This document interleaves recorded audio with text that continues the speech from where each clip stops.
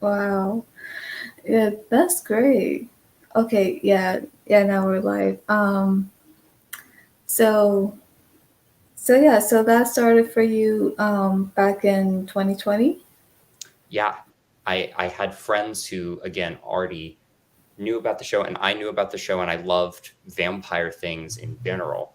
I just didn't know anything about Buffy or how um, wild the show got. And then, uh, yeah, I just had friends. Felicia Lobo, who does the Girly Gore YouTube channel, was a big one because in January of uh, 2021, she posted nothing but Buffy videos, and I was like, I can't watch any of these because I'll spoil the show for myself. So it was partly finishing the show so I could watch all of her Buffy videos. Uh, Hmm. but yeah, I got really invested in the characters, and even when I was like struggling with like I was having a bad time at my summer job that year, like Buffy was my go-to comfort media during that. Yeah, yeah, I can totally see that. But yeah, I'm glad that that that at least the show was in a way to comfort you during that time. Which yeah, I can totally understand that. Hmm. Very understandable. So yeah, hi everyone. Yeah, we're just chatting here about Buffy. This is Anthro. Welcome to the stream. Thank you. I You're see welcome. Eric Griffin in the chat. Hello. Oh, hello. Hi. Hope you're doing well. So yeah, I remember the first time that I watched Buffy was actually back in I would say 2015, Wow. and yeah. So let's see. I think 23 at the time. And yeah, so, and the funny thing is, because I haven't quite heard of the show before then, because I saw on Hulu, and I'm like, okay, this looks good, because I also like vampire movies and all that, and supernatural movies. So I thought, okay, this looks good. So it showed how it came out in '97. Like, really? I was just very little at the time, so I didn't know about it then. So I thought, well, I could watch it, see how it is, and see if I like it. So when I first started to watch it, I was like, okay, wow, this is interesting. And how each episode I was showing like different monsters, but also like vampires. So the more it went on, yeah, I just find myself really loving the show. And yeah, I really grew attached to the characters. Absolutely. And yeah, that's the really interesting thing about it because I always read things about the show in like books about vampires because I was so into them that I was like getting every book from the library I possibly could, and I just heard about Buffy over and over again. I was like, what is this show? Uh, and then I finally watched it, and there was all kinds of vampire stuff that I thought was great. Like I love all of like Angel and Spike and Drusilla's different storylines, but Hmm. then there's episodes like The Witch in season one, and then all of her friends get possessed by hyenas, or there's a praying Oh, yeah. mantis teacher, and it's like, what is going on? And it just becomes that much more interesting. Oh, yeah. Yeah, definitely. I remember that one, like with the hyena episode. I was like, what? Like, Yeah. it was just quite interesting to watch. And I'm like, wait, what kind of hyenas are these? Like, I never heard that. Yeah. Yeah. Trinchy's in the chat. I think you have a link sent to you, Trinchy. Yeah, hang on, 20. All right, here we go. Yeah, I just sent it to you. All right, okay.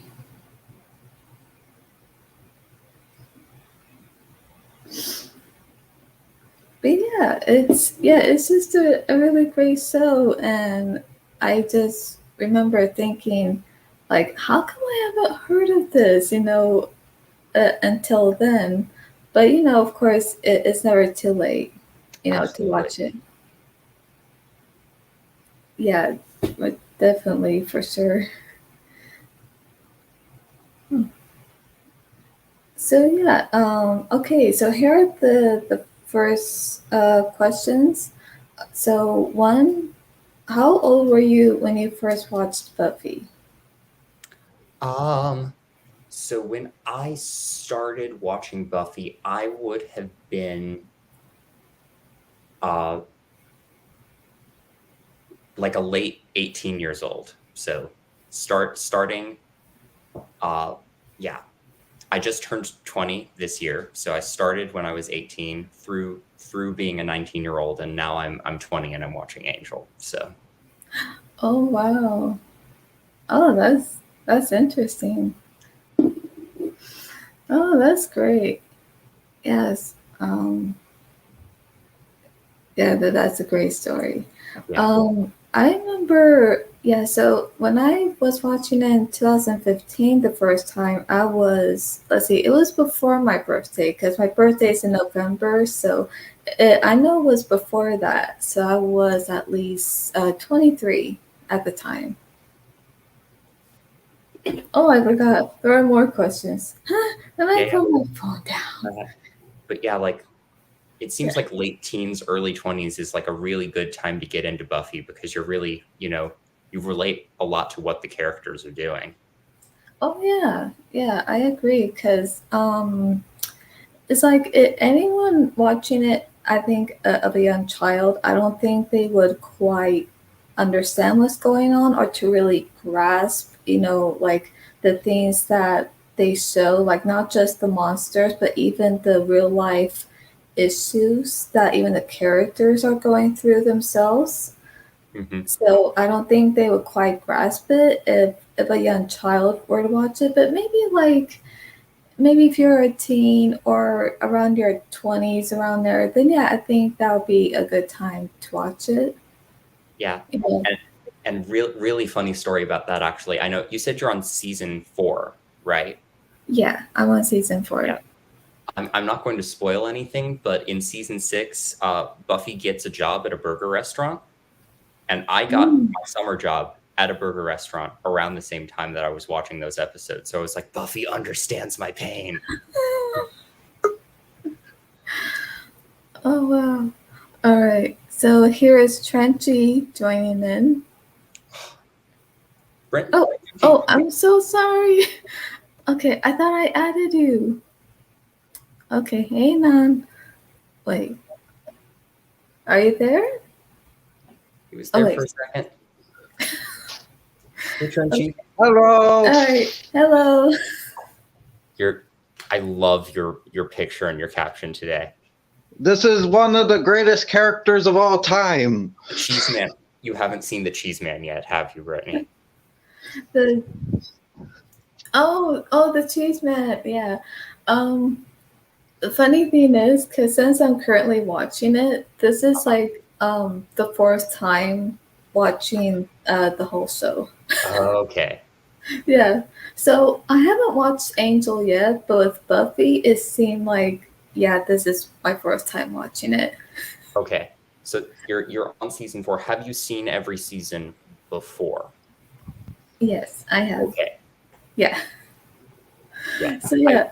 yeah, I love that episode. I love the Cheese Man. But my question is, how did the cheese man got into what was it, Buffy's dream or something? What was it, her dream?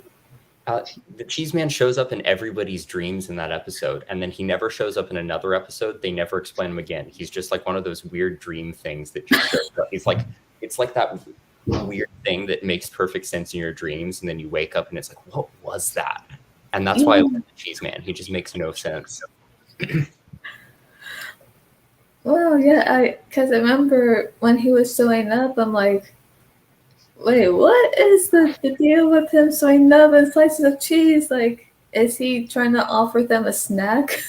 Mhm. Like, I don't know. Yeah, I would have loved if after that episode they never brought up the Cheese Man again until like at the very end of season 7, just Yeah. having the first transform into the form of the Cheese Man for like 2 seconds, and then they never bring him up again. Yeah. Yeah, I agree. So, hi, Trenchy. Hello. So, yeah, we're just chatting about Buffy. So, the first question here is, how old were you when you first watched Buffy? I'm not sure. I think it was in my teens because I had randomly caught an episode. I think I didn't even see the whole episode actually. I randomly caught an episode. I think it was with the silent ones, the one where the whole episode is quiet. The guys in the suits. Yeah. Oh, oh, Hush. Yeah. Yeah. And I was like, "Oh, this is kind of badass." And then, I didn't actually start watching the show after that. I never got around to actually watching it for a little while, but then I started seeing clips of like Faith and Spike and Oz and all these cool characters, and I start watching it and I'm like, this is kind of awesome. Yeah. So I read some background stuff on the Hush episode. For one thing, at least one of the gentlemen is played by Doug Jones, who plays like so many characters in like Guillermo del Toro movies, like The Pale Man and the Faun and Pan's Labyrinth, and just a bunch of like creature stuff. Mm-hmm. Oh, wow. Yeah.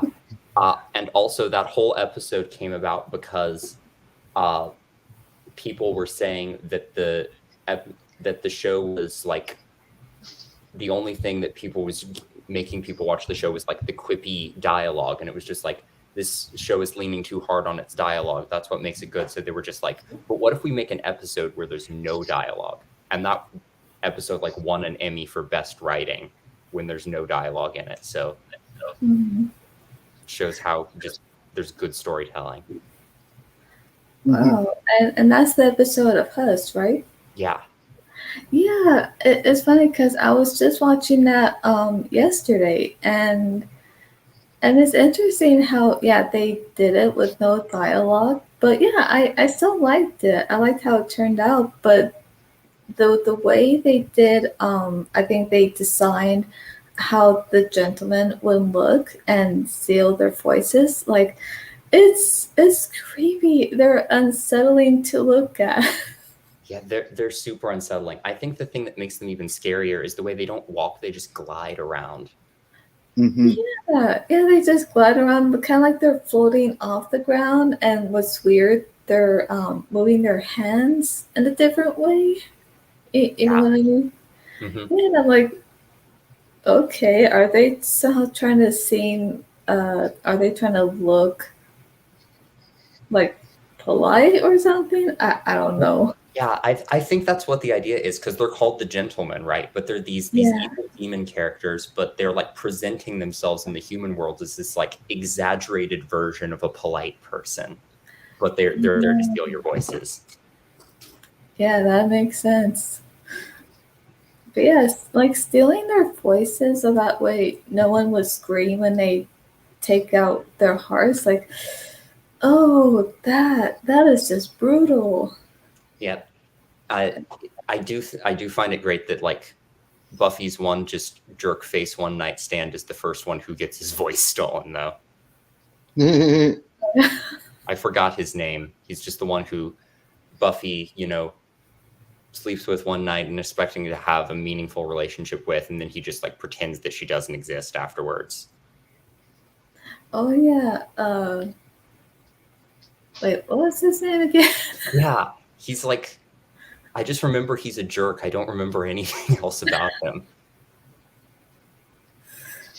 Yeah, I'm a little rusty on the show, so it's been a while since I've actually watched it, so I'm not too familiar with like the lower named characters. Mm-hmm. Yeah. Okay. Yeah, that's all right. Okay, any favorite seasons, episodes, or is it hard to choose? Do you want to start, Trenchy? Yeah, it's been a while.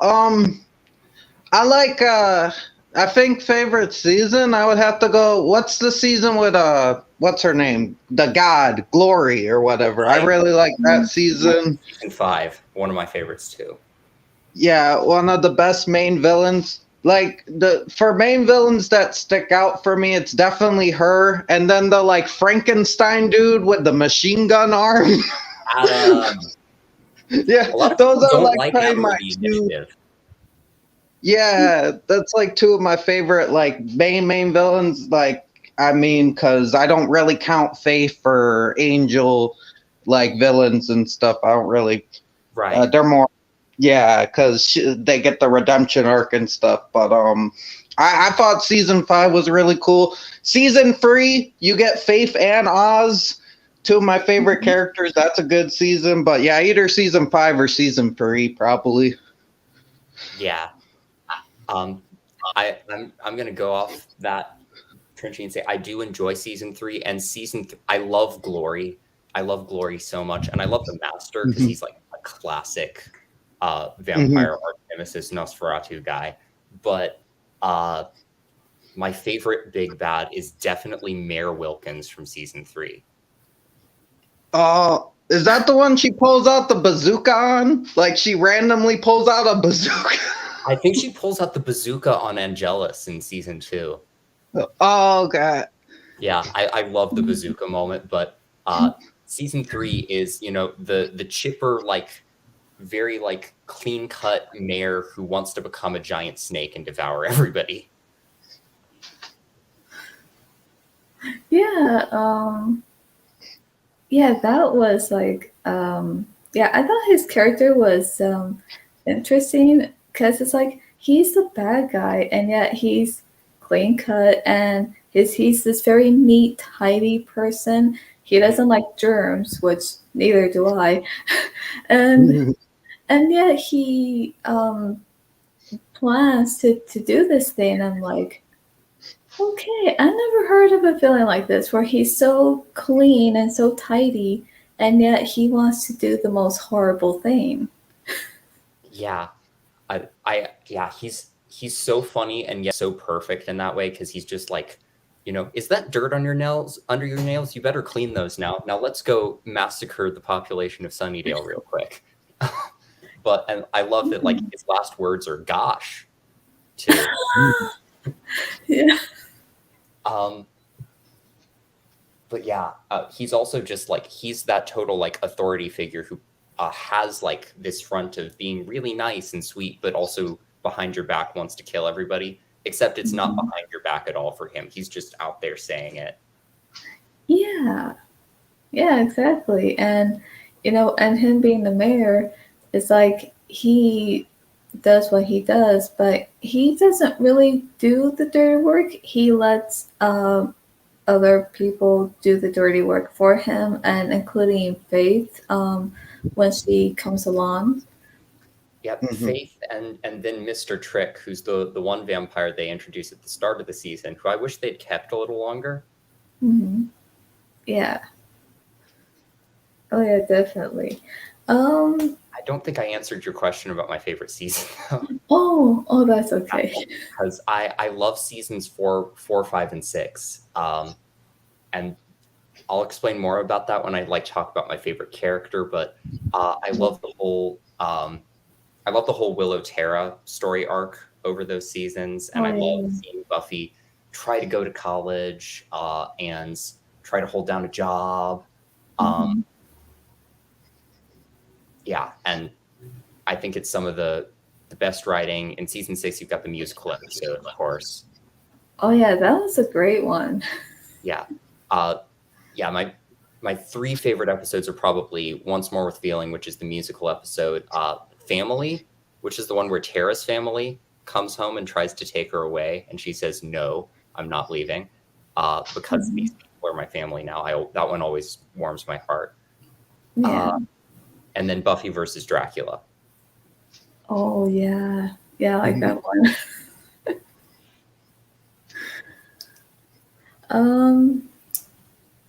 I don't think I can answer my own question because well, only because I'm not sure if I have a favorite season or more than one or episodes just because I just love all the seasons and every episode. So I think it's hard to choose. So I don't That's think I can really. just what's one off the top of your head that you really like? It doesn't have to be your favorite. What's one you really like? Yeah. Hmm. That's a No, I that's a good get it. question. Whole show's so fun.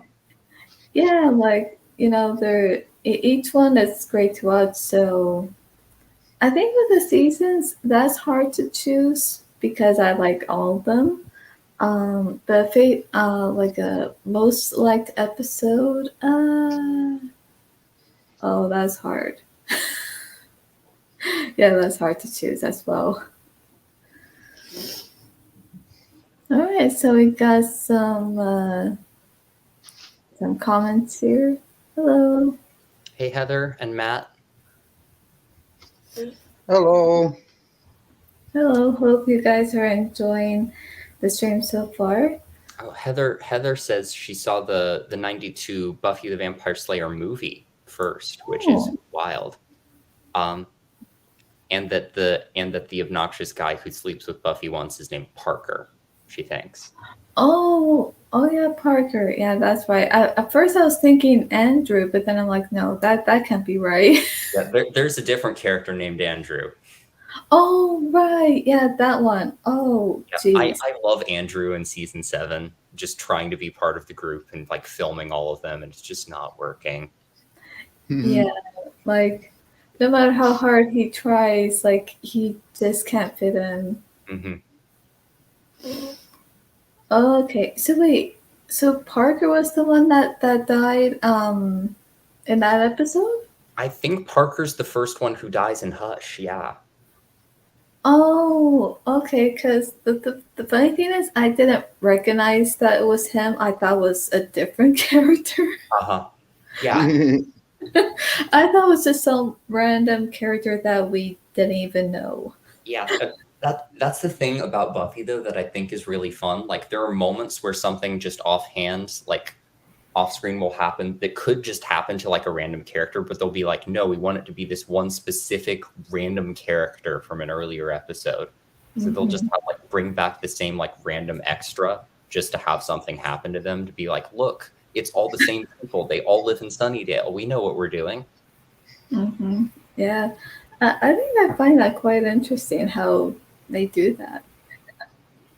But yeah, I never seen the movie though. But yeah, I think I should check that out. Yeah, I don't like it as much as the show, but it's really fun, and it has Paul Rubens, who plays Pee Wee Herman, as one of the lead vampires, and he's so ridiculous. He's so funny.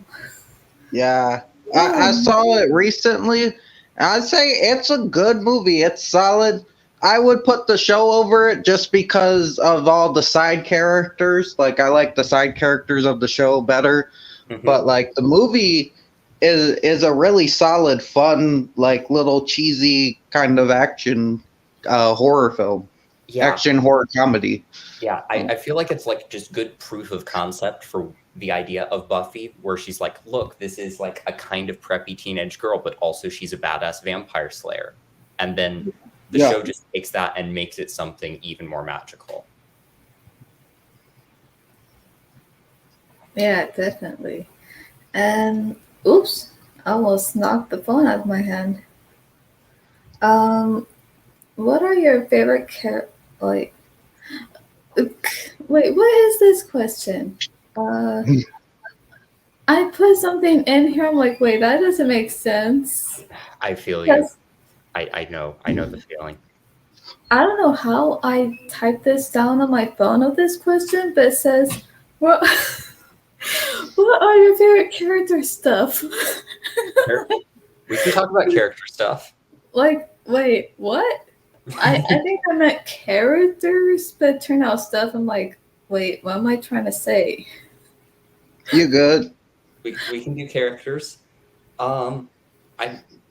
You want to go, Trinchi? I guess. Well, my number one is no secret. I've always been a big Faith fan. I'm I love that character.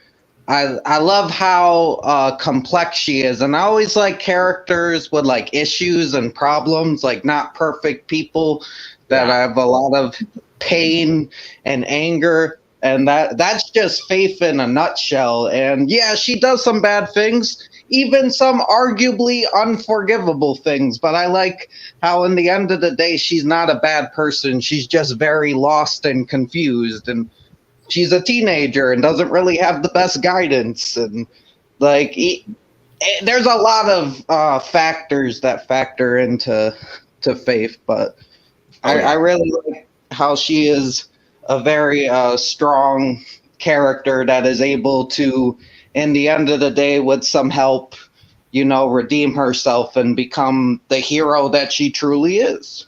Yeah. I really like that. She's really strong and really vulnerable at the same time. Yeah. And number 2 would be Oz. I have to throw Oz in there. I love Oz. Oz is great. And Creepy Cheese Guy. You got to throw in Creepy Cheese Guy. He's iconic. Yeah, but I love Oz. I love how Oz is just oh, vampires exist. That makes sense. I'm a werewolf. And he's all like calm and shit. Like Oz is just perfect. I love that scene where he does the phone call and he's like, "Hey, so at the family reunion that other time when my little cousin bit me, was he a werewolf? He was? Yeah. Cool." Yeah, it's great. That'd probably be my top 3, but there's so many great characters in Buffy and in Angel, like in the whole Buffy universe. There's so many great characters. Yeah. We'll have to do an Angel stream at some point because I'm still working through it, and Brittany will get to it at some point.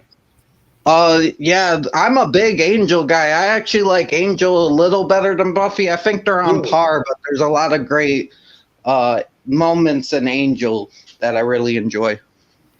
Plus, they have Lorne. I love Lorne so much. I can't wait to talk about Lorne. Yeah. Yeah. Were there any other characters you wanted to talk about, Trenchy? Well, I could keep going with like Spike and Angel and stuff, but I want to leave some floor for some other people.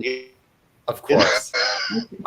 Yeah. I could keep going. Go on and on about all the characters. Yeah. Yeah. I'm gonna go with my top 3, I guess. So my favorite character on the show is actually Tara. I really like Tara. She's just kind of a breath of fresh air. She's really like calm, but also just really shy in this way that the other characters aren't. And she's still finding her confidence, but when she does, it's just really, really sweet. And you see her just find this new family for herself and this really sweet relationship with Willow. Yeah, and I just love Tara so much. And as much as I love the Dark Willow episodes, like Heather says, I will never forgive season 6. I won't say what happens in season 6, but I will never forgive season 6. Yeah. Yeah. And then I love Willow as a character a lot. She's really just kind of geeky, dorky, sweet, awkward friend, but also has this huge dark side to her. And you see that with Dark Willow and her like vampire doppelganger that we see. Oh yeah. And I love Anya a lot. Oh, cool. Yeah, I love that she's like an ex-vengeance demon with just who's still like figuring out how to do human things, and she just hates it. Yeah, those are good characters, for sure. Yeah, really great ones. And then Buffy and Giles too. I love all these characters. It's hard. Yeah, I feel the same way. It's like, even though I know I have my favorite ones, but it's like I just love all of them as well. So yeah, I know the feeling. So Yeah, I'm trying to list them. I would say my favorite character so far.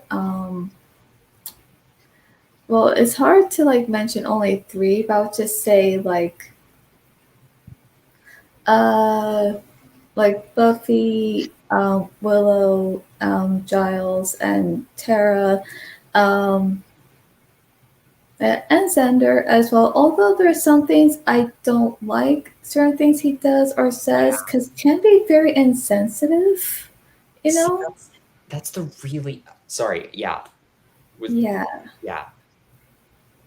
So the interesting thing about Xander is like he's supposed to be just like the geeky comic relief friend who doesn't have any superpowers, but also do you know like the behind the scenes stuff about Joss Whedon, the creator?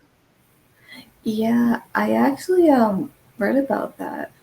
Yeah. So um apparently Xander is kind of Joss Whedon's self-insert character. So Oh. so a lot of the like insensitive things that Xander does were probably things that are just like Joss Whedon being like, here's what I would have done. I'm this friend in the friend group. Oh. Oh, Yeah. Jesus. Wow. I didn't know that. Yeah. So I don't hate Xander. He can be really fun. I love some of his one liners, but those moments where you can see Joss Whedon creeping out in him, I'm just like, Yeah. Yeah, I don't quite like that either. Like, yeah, he does have his funny moments and good ones as well. hmm, Um yeah, I think I read something that I think from season 1 to 3, there are some things where he says and does that were insensitive, but I think I read somewhere, I think one of the episodes where I think where he does something on his own, which is trying to something about those zombies coming to life. oh yeah, that I think that episode's called the Zeppo, which is a weird episode name. Yeah, But yeah, that's the one where he goes around with the zombie guys in the car, and then he has that one moment with Faith. It's weird. yeah, yeah. It was weird, and because I was reading that after, I think after that episode that his character was a little bit more kinder Hmm. to his friends because he wasn't saying or doing anything sensitive like to his friends. And I've read that even after he had that moment with Faith, that he didn't like brag about it. He didn't even like try to mention it anyway.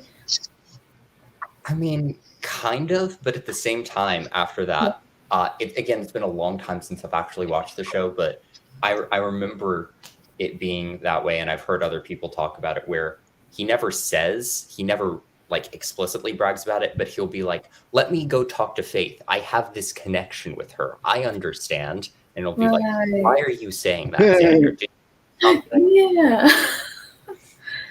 Like, oh yeah, that's some Uh, connection you have. Um, yeah, I'll say so far those are my characters, favorite ones. And for what characters do you hate or dislike? Hmm. Okay. So for me, um, there's a few. Xander on his bad days, I definitely get fed up with. But again, he's got the funny moments. I actually Mhm. really like the episode where you have the two Xanders walking around. Oh, That is actually a great episode, and I love that one because it's just one where you really get to see like the dorky side of Xander come out, and he's like, "Here, I can prove that it's me. I'm doing the Snoopy dance. Look." Um, yeah. uh, but then I really don't like Warren, who's kind of becomes the leader of the trio in season 6, and Oh, yeah. he's Hmm. he's just awful. Apparently, he later married Amber Benson, who played Tara, which just feels weird to me. Oh, really? Yeah, I did not know that. that just goes to show that that was totally acting, and he's probably a great guy in real life, but I do not like that character. Me neither. Yeah. And then is it Ted, but like the stepdad robot in that one episode? Oh yeah. Yeah, I hate Ted.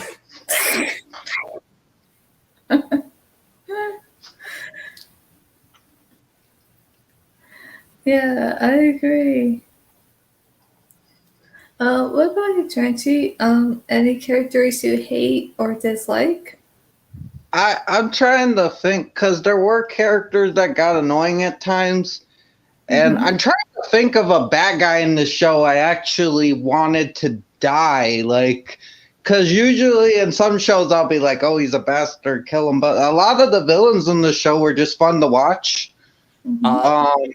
I would put forth Warren from the trio again. I gotta remember that I forgot about him.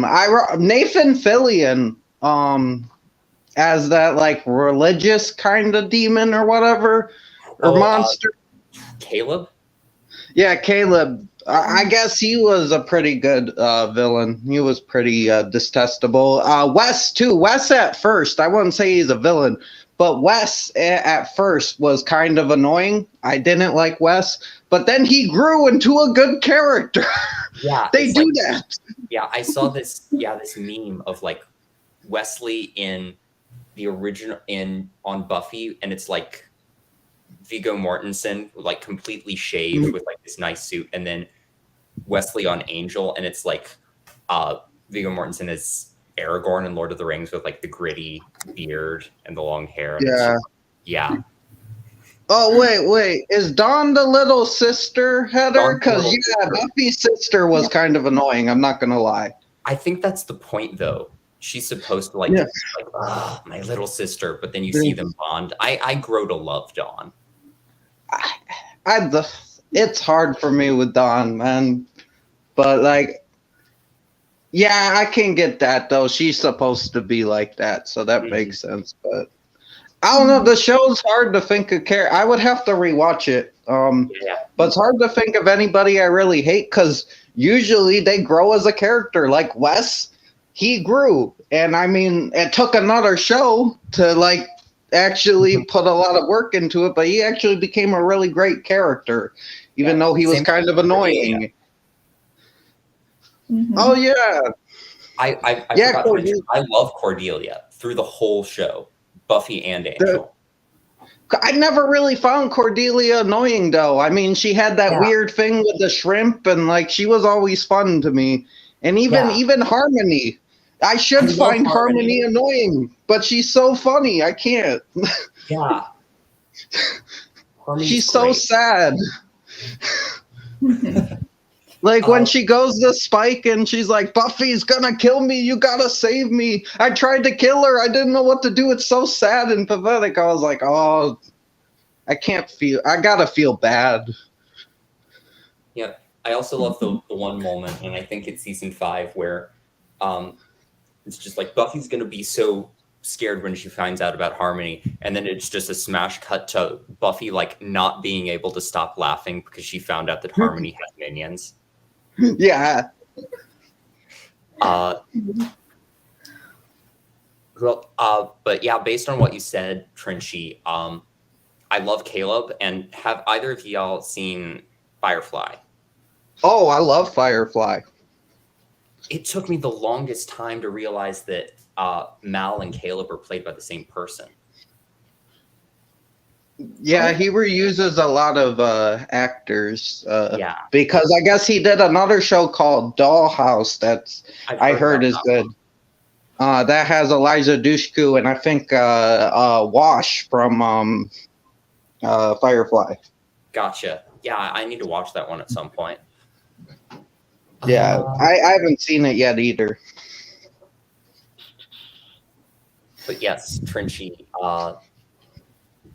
Also, yeah, Warren's the one with the gun in season 6. Okay, I'm gonna have to rewatch it. I am a little fuzzy. Like, I remember like some of the bigger moments. Mm-hmm. He's also the one who builds Buffy Bot in season 5. Oh. Oh, okay. Yeah. The robot that fights what's her name, right? I'm forgetting her name. I just said it. Glory, right? Yeah. But the Buffy Bot. That was originally built for Spike. Mm-hmm.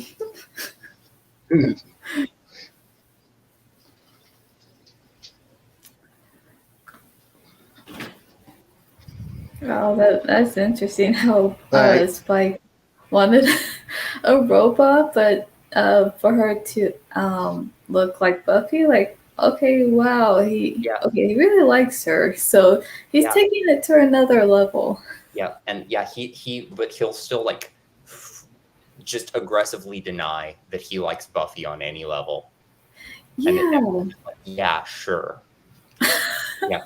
Like, I love how in Family, he's just there in the background and they're all like, we support you, Buffy. And he's like, accept me. And Xander's like, accept Spike. And Spike just goes, I don't care what happens. And yet he's the one who like solves the problem by punching Tara in the nose, but he's the one who solves the problem.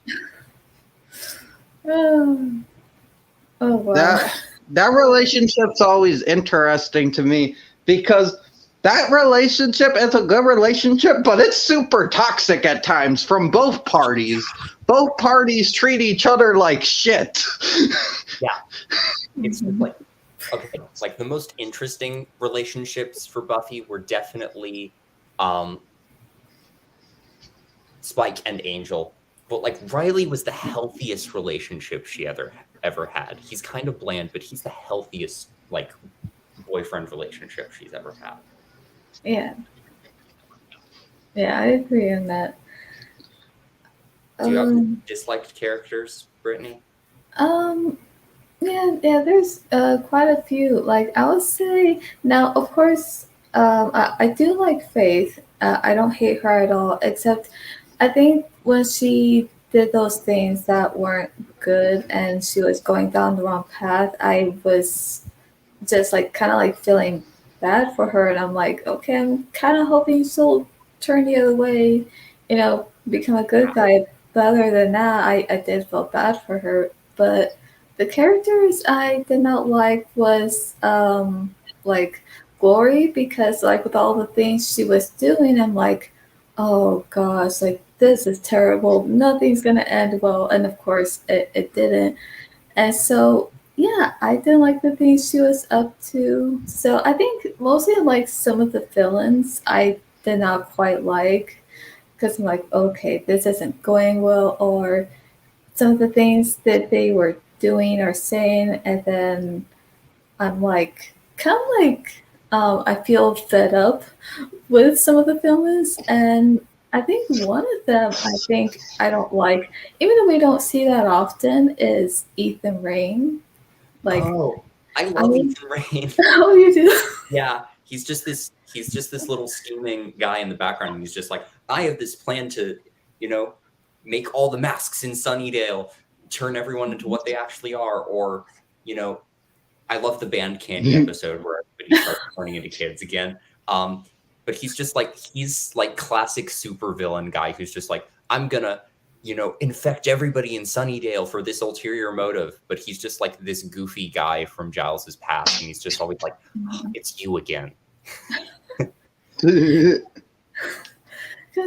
I remember when I was first watching the show, and then when I saw him, I think in that episode, which was him having that costume store around Halloween, I was like, okay, this guy's up to no good. Like, okay, what's his problem? But then in some of the episodes when he showed up, and I'm like, wait, why is this going on? Like, what's going on here? But then when it turned out he was the reason why this was going on, I'm like, you! Yeah, exactly.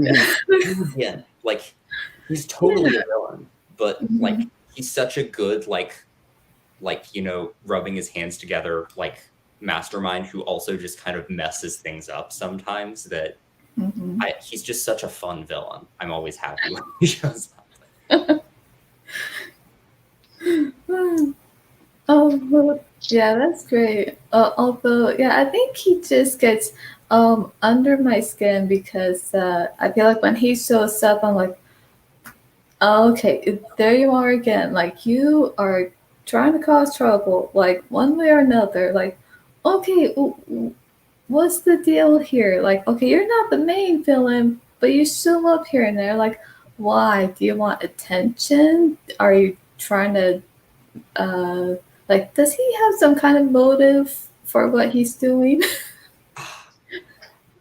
I feel like his motive is just to see Giles again, because like they have that moment where they literally just sit and have drinks together. And granted, Giles wakes up and he's a demon afterwards, but I feel like there's this little Yeah. part of Ethan Rain that just wants to talk to Giles again, because he's just like, oh, there's this guy I used to hang out with, but I'm a villain now, so I can't hang out with him. Better come to Sunnydale and do something evil just so I have an excuse to see Giles again. That's probably not what it is, but that's what I like to imagine. Mm. I feel like he likes to create chaos. He likes to just show up and pull tricks on people. It kind of reminds me of Trickster / Gabriel from Supernatural, but not to that degree, where he just shows up and just starts shit and creates bullshit for no reason because he's bored. It's like, oh, I'm just gonna come in and fuck some shit up because it's funny. Yeah, that's why I like Ethan Rain so much, because every time he shows up, every like problem that he causes, it's never like something truly upsetting. Like, you know, the Ted episode really gets under my skin. There's episodes like that, but Yeah. whenever Ethan Rain shows up, it's like everyone's Halloween costume is now who they actually are, or everyone's turning into kids, or Giles is a demon. It's just this weird change into what the usual script of the show is. So it's just like he shakes things up, and it's always more fun. Yeah. Yeah, And I love villains like that. that's funny though, because just last night I actually did watch that episode where he turned Giles into a demon. I did watch that last night, and when I was watching it, it didn't show like any reason for an explanation to why he did that. So I'm like, okay, I want to know here, like, was it him trying to either make him into a demon because that way Buffy would have some sort of kind of monster to kill, and that way he would be gone, like, for good, and he would no longer be in the show? Or was it somehow trying to get rid of him in some way, like trying to mess things up? I don't know. Again, like Trenchy said, he's just an agent of chaos, but I always felt like they were going to bring him back in some other big way towards the end of the show, where like the first is enlisting him or something. I feel like they were going to bring him back and explain more of his character at some point, but the script changed somehow and they never did. Yeah, it did. I think that would have been interesting if they had maybe explained a bit more to his character, like what he's about and to why he did the things that he did, because we never got to understand why. Like, was there a motive behind it, or did he just not care for like the causes to his actions? Because I'm curious about that. Yeah, like I wish they could have explained his character just a bit more, Yeah.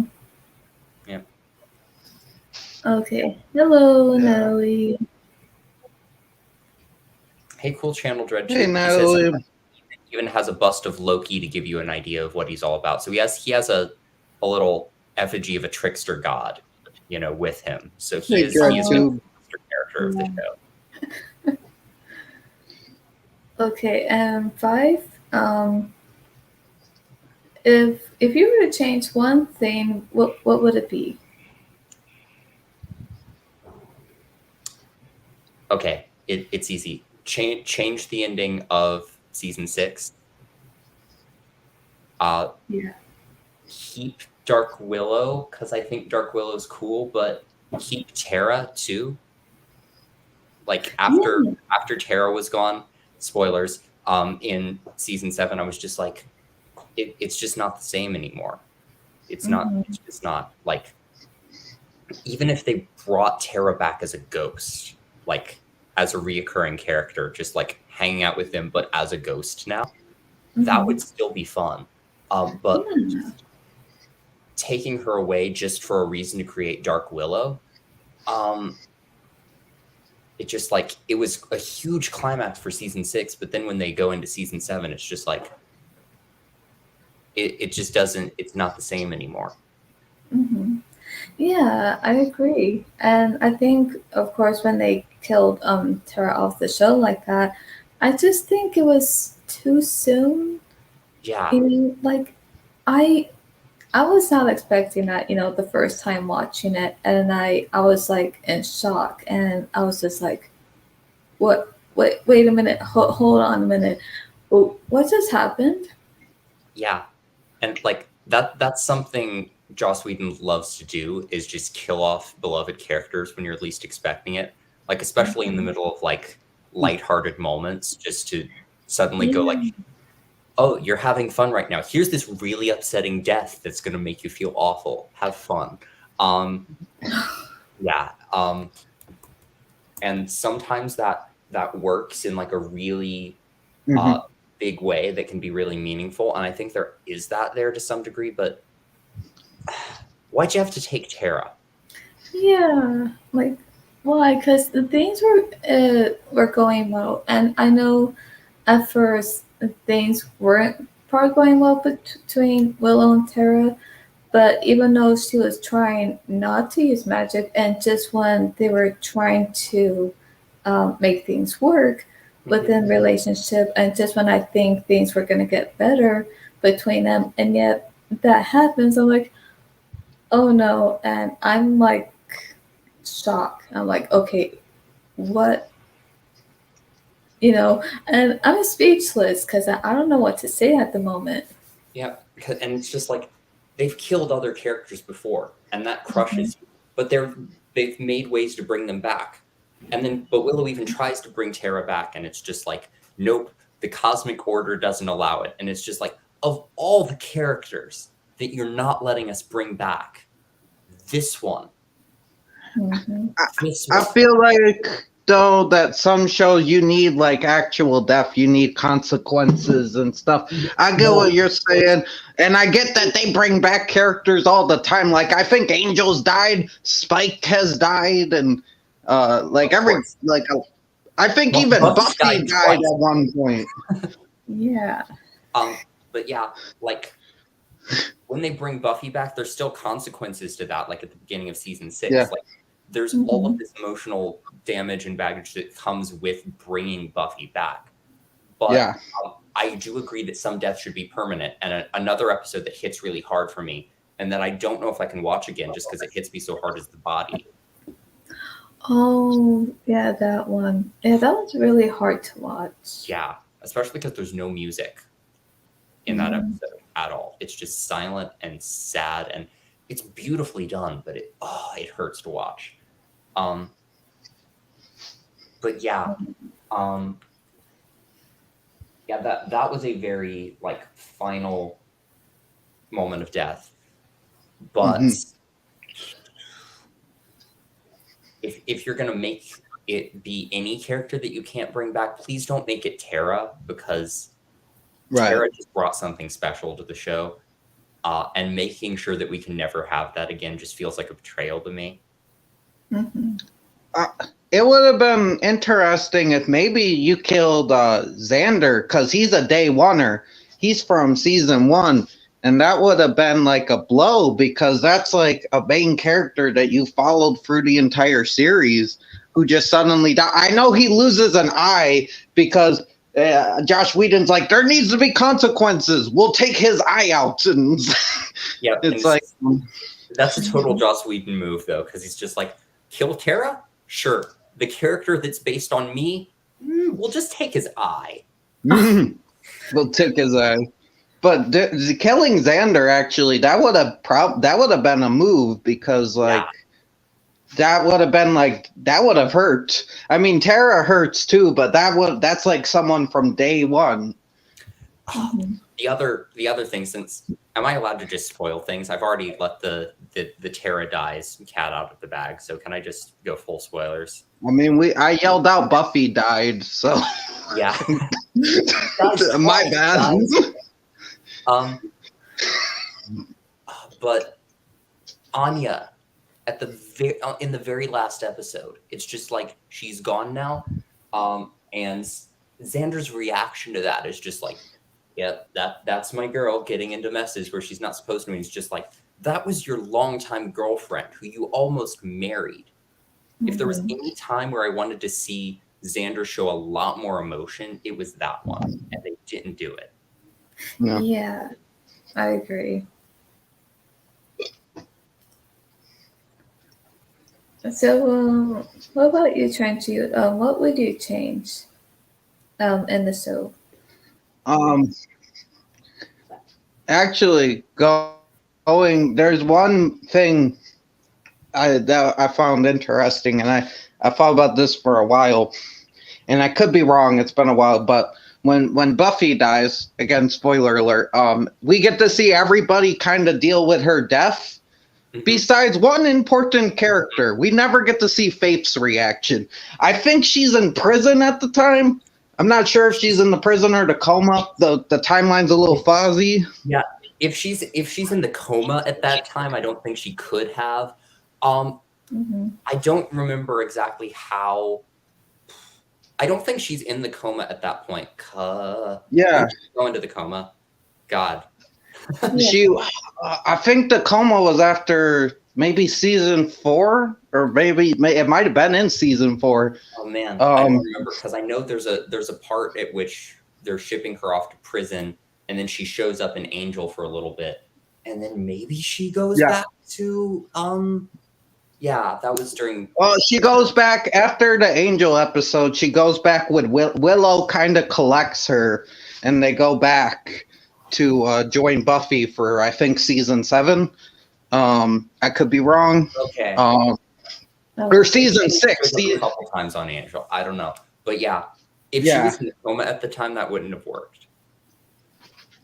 Yeah, but if she was in prison, we could have at least, I don't know, maybe someone went and told her, like at least Angel, because Angel is her vampire sponsor. Yeah, Angel should be telling these things. Yeah, if nothing else, like at the end of season 2 of Angel, like there's that scene where it's just like they've just come back from their crazy adventure in Pylita, and Willow's just sitting there and she looks distraught. After that, in season 3, they should have at least had Angel go to Faith and tell her. Yeah. I agree. I do agree, because it's like that's the one character who has one of the most complex relationships with Buffy, and it would have been interesting to see her deal with her rival / kind of best friends, Death. That would have been a really good character moment for Faith. And since most of Faith's kind of redemption arc is on Angel, so you kind of gotta watch Angel to understand Faith's redemption arc, they should have thrown that in. They should have thrown little things like that in Buffy, so you get it more, Yeah. Yeah. There's just little things. There's characters who are ostensibly unlikable on Buffy, like Cordelia, who I love the whole time, and then Wesley and Faith, who have their entire redemption arcs on Angel, so you don't see them until you watch Angel. Oh, okay. Mm-hmm. Good to know. I think, okay. I was looking at the question, but I'm like, wait, I didn't answer the question of what I would change. I think there are certain things I probably would, and I think one of them would be not to kill off Tara. I think maybe I think this is how I would see it. That maybe if she was like injured, but let's say that Willow was that she's still full of rage. What happened? But let's say she's in the hospital, and yet somehow Dark Willow still comes out in a way. But Yeah. then, yeah, like somehow I just see it that way. But just to bring her out, because of Tara's death, it just makes it more like what's the word, like it's like this big shift, Yeah. like okay, this happened and now this is happening. Yeah, and it does what it's supposed to do. It packs an emotional punch, but it feels like they're Mm-hmm. treating Tara like more of a plot motivation to create Dark Willow than like an actual Yeah. character. And it's just like, well, now I just feel bad. Like for Mm-hmm. all of season 7, I'm Right. like, I wish Tara was here. Exactly. Yeah. Yeah, I think she could have stuck out longer and been alive through season 7, even up until when season 7 ended. Hmm. Yeah, so that I would have changed. 6. If you were, oh no, wait, that's the other questions. I'm sorry. You're good. Those ones for a little later. Okay. Which episode were you in disbelief in? Ooh. Disbelief. What do you mean by disbelief? Okay, My I bad. have a good answer for this one. Oh. For the most like what is going on right now episode for me was definitely Superstar, which is the episode in season 4 where like suddenly Jonathan's the main character of the show. Oh yeah.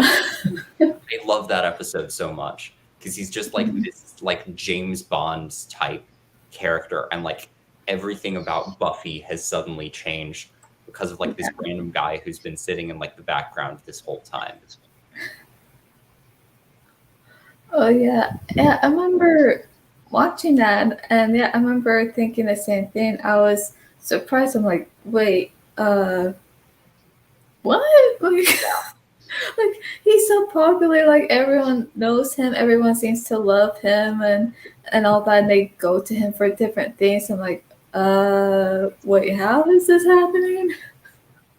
Mm-hmm. Yeah, I thought that was funny, but that's a good one. Yep. Kind of the same thing with Once More with Feeling, the musical episode too, because I knew that was coming because so many people love it, but it was still just like, this is different. Mm-hmm. Whoa, but this is cool. I love this. Yeah, definitely. What about you, Trenchy? Like episodes that caught me off guard, I would say definitely the musical episode. I love musical episodes, and I like how a lot of like shows do them. But that it was a surprise. It was a welcome surprise, and it was just really fun. Trying to think of what else. The hyena one was pretty out there. That's a fun kind of like surprising, because when do you see like people getting possessed by hyenas? You won't see that anywhere else. So that was delightful. Cheese Man trying to episode think of. hard.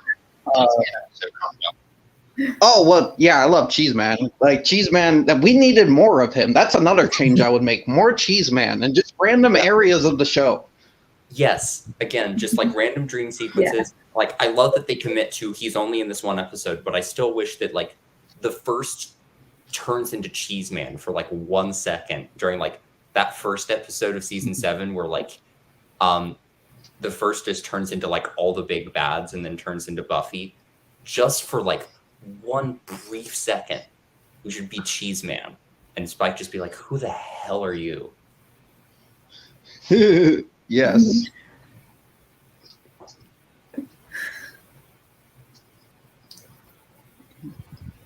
But yeah, those are really some. There's probably more that caught me off guard, but those are the ones that come to mind. Yeah. Yeah, I agree.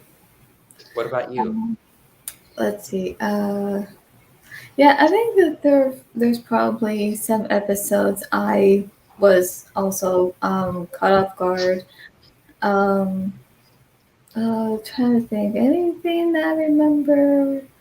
Um, but yeah, certain ones did. I think the one I think surprised me in a way, like not like in the disturbing way, but in the shocked way that it was funny. Like that episode where I think Willow was I think trying to use a spell, and then she was saying something about how she doesn't understand why Buffy has to keep an eye on Spike, and Xander's trying to explain it to her. And she's like, well, why don't you just marry him? And all of a sudden, he is down on one knee, and all of a sudden, because the spell affected them, and all of a sudden, she's like engaged to Spike. Um, I Not because that forgot about happened. that episode. And because that happened, I remember I was like, uh, what? Now, of course, I know later Buffy and Spike somehow do have this kind of strange relationship between them, but and of course I wouldn't mind seeing them together, but the way it affected them of the spell, it kind of turned out funny, especially because how Buffy was acting. So I'm like, uh, uh, okay, like yeah, I was shocked, but in a way, I was like, okay, this is funny. I didn't know. Yeah. Oh, I have another episode for this Yeah. because I just remembered the episode in season 7 with the guy who has the jacket that makes everyone fall in love with him. Oh. That episode is wild because it's just like every single character, like every single female character, like is just drawn to him, including Willow, who's like only in relationships with women at this point. So she starts making a spell to make the guy into a woman. It's just like, Willow, he's the wrong gender. You're not supposed to be attracted to him. And she says, like, I can work around that. It's okay.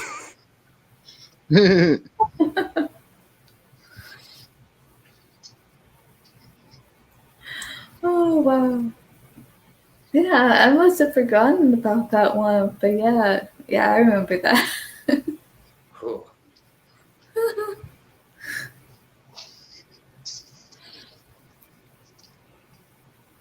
Let's see. So next one, what episode made you sad or even cry? I mean, the episode where Tara dies just devastated me because I was just like, why? But obviously the episode that probably got to me the most was The Body.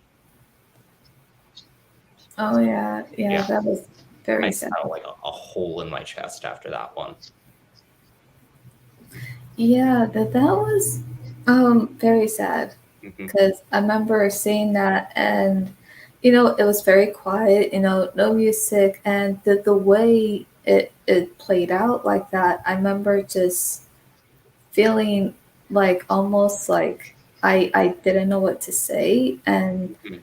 just I remember just kind of like feeling what they were feeling, like just Yeah. sad and just like, okay, I have no words here.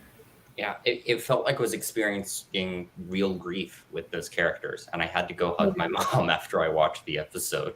'Cause it was just, Oh. ah.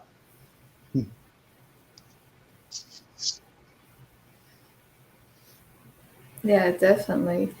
What about you, Trinity? This is gonna be like a one that really affected me is when Buffy comes into the house and her mom, I forget if her mom was actually dead, but she's passed out on the couch and she's like, Mom, wake up. Like, I'm not, it's weird because I like the show, but I'm not a huge fan of the Buffy character herself. I prefer a lot of the side characters. Right. But probably because of I'm not really big into Sarah Michelle Gellar as an actress, but Good. in that She's great. scene, her performance was so good, and I really felt bad for the character, and I really got behind the character. It was so sad, just it was so real, her reaction, Yeah, and so visceral. yeah, she even like reverts back to like this little child because she just goes, "Mom, Yeah, mommy."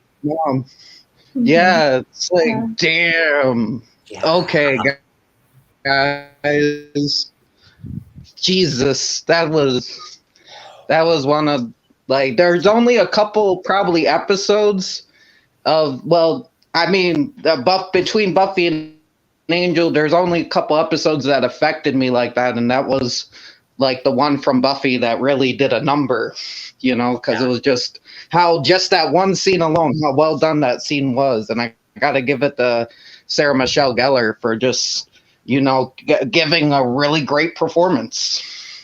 yes, and also Yeah. watching her have to tell Dawn in that episode, Dawn as a character or not, that Yeah. hurt. Mhm. Yeah. Oh, yeah.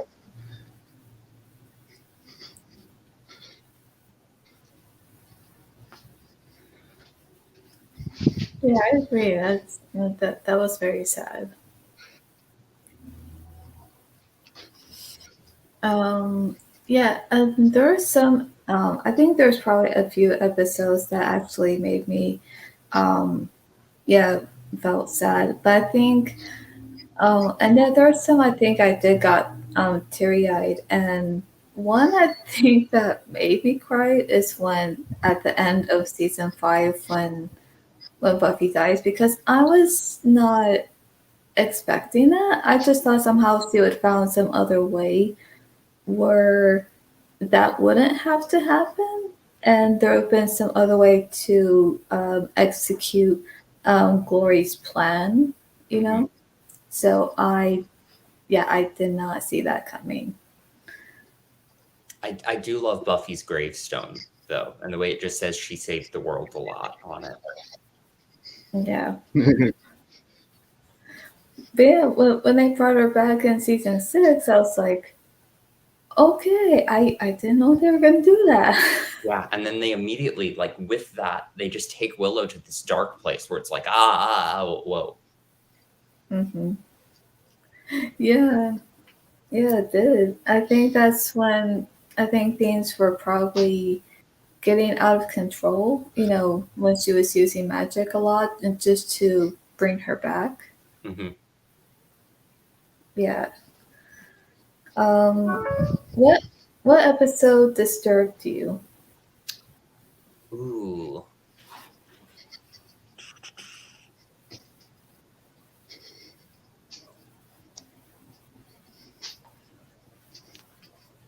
This is a weird one, but the Ted episode kind of got under my skin because it's just like the absolute worst nightmare of a stepfather ever. He's just like he Mhm. doesn't seem like you find out he's a robot, of course, but like until then he's just like one of the most human Buffy villains we've had at that point, and he's just really frightening, and you just Yeah. do not feel safe in a room with him. But like you can't say anything about him because A, Buffy's mom doesn't even know she's the Slayer yet, and B, he's just a guy. hmm Mhm. Yeah. Yeah, that's true. And what I find interesting is that, of course, it seemed like Ted, it seemed like he's human at first, but we don't know till later that he was a robot. But it just seemed like he's this human who's like perfect in a way, and he doesn't say anything bad. He like is remaining positive, and he says these things. And I'm like, okay. It almost seems like he's this perfect guy, even though he's not, because he's a robot. Hmm. And yet, when he has this other side to him, especially when he talks to Buffy, and the way he did, I'm like, oh, okay. Yeah. And was it? Did they found something that they found in the food he was making, where everyone seemed to be acting different because he was around? Was there something in the food? I'm trying to remember.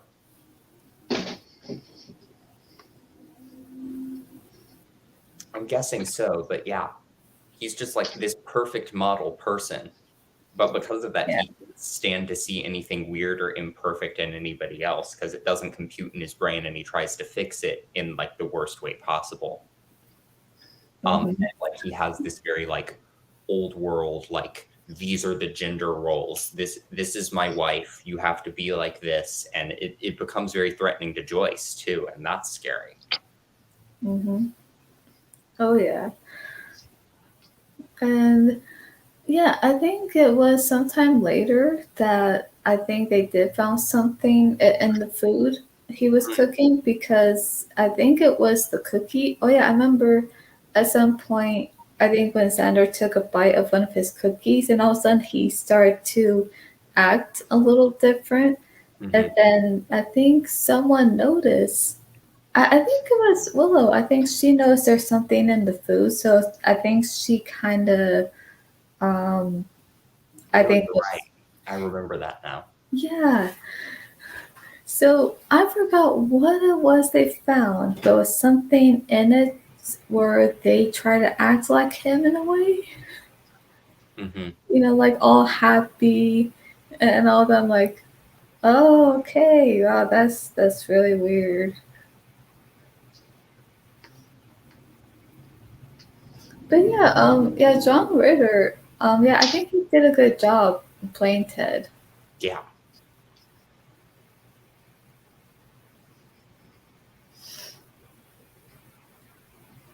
So what about you, Trenty? Is there an episode that disturbed you?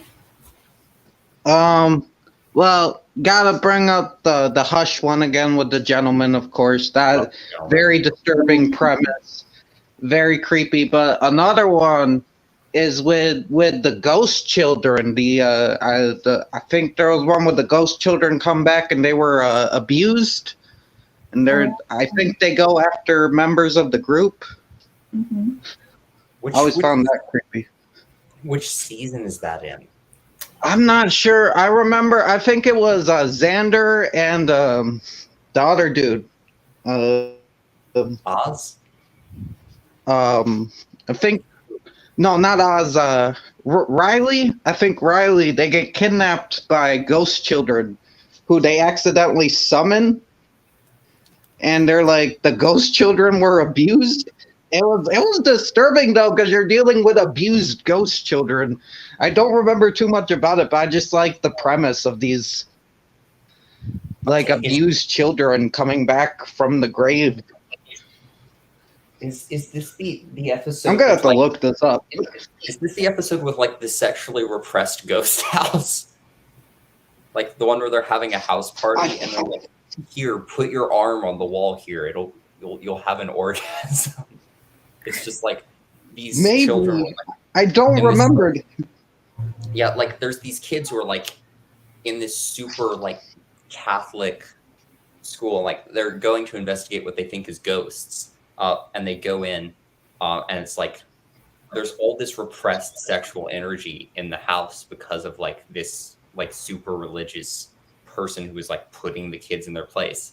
And then Buffy and Riley have sex in the upstairs room, and it releases all of the energy in the house.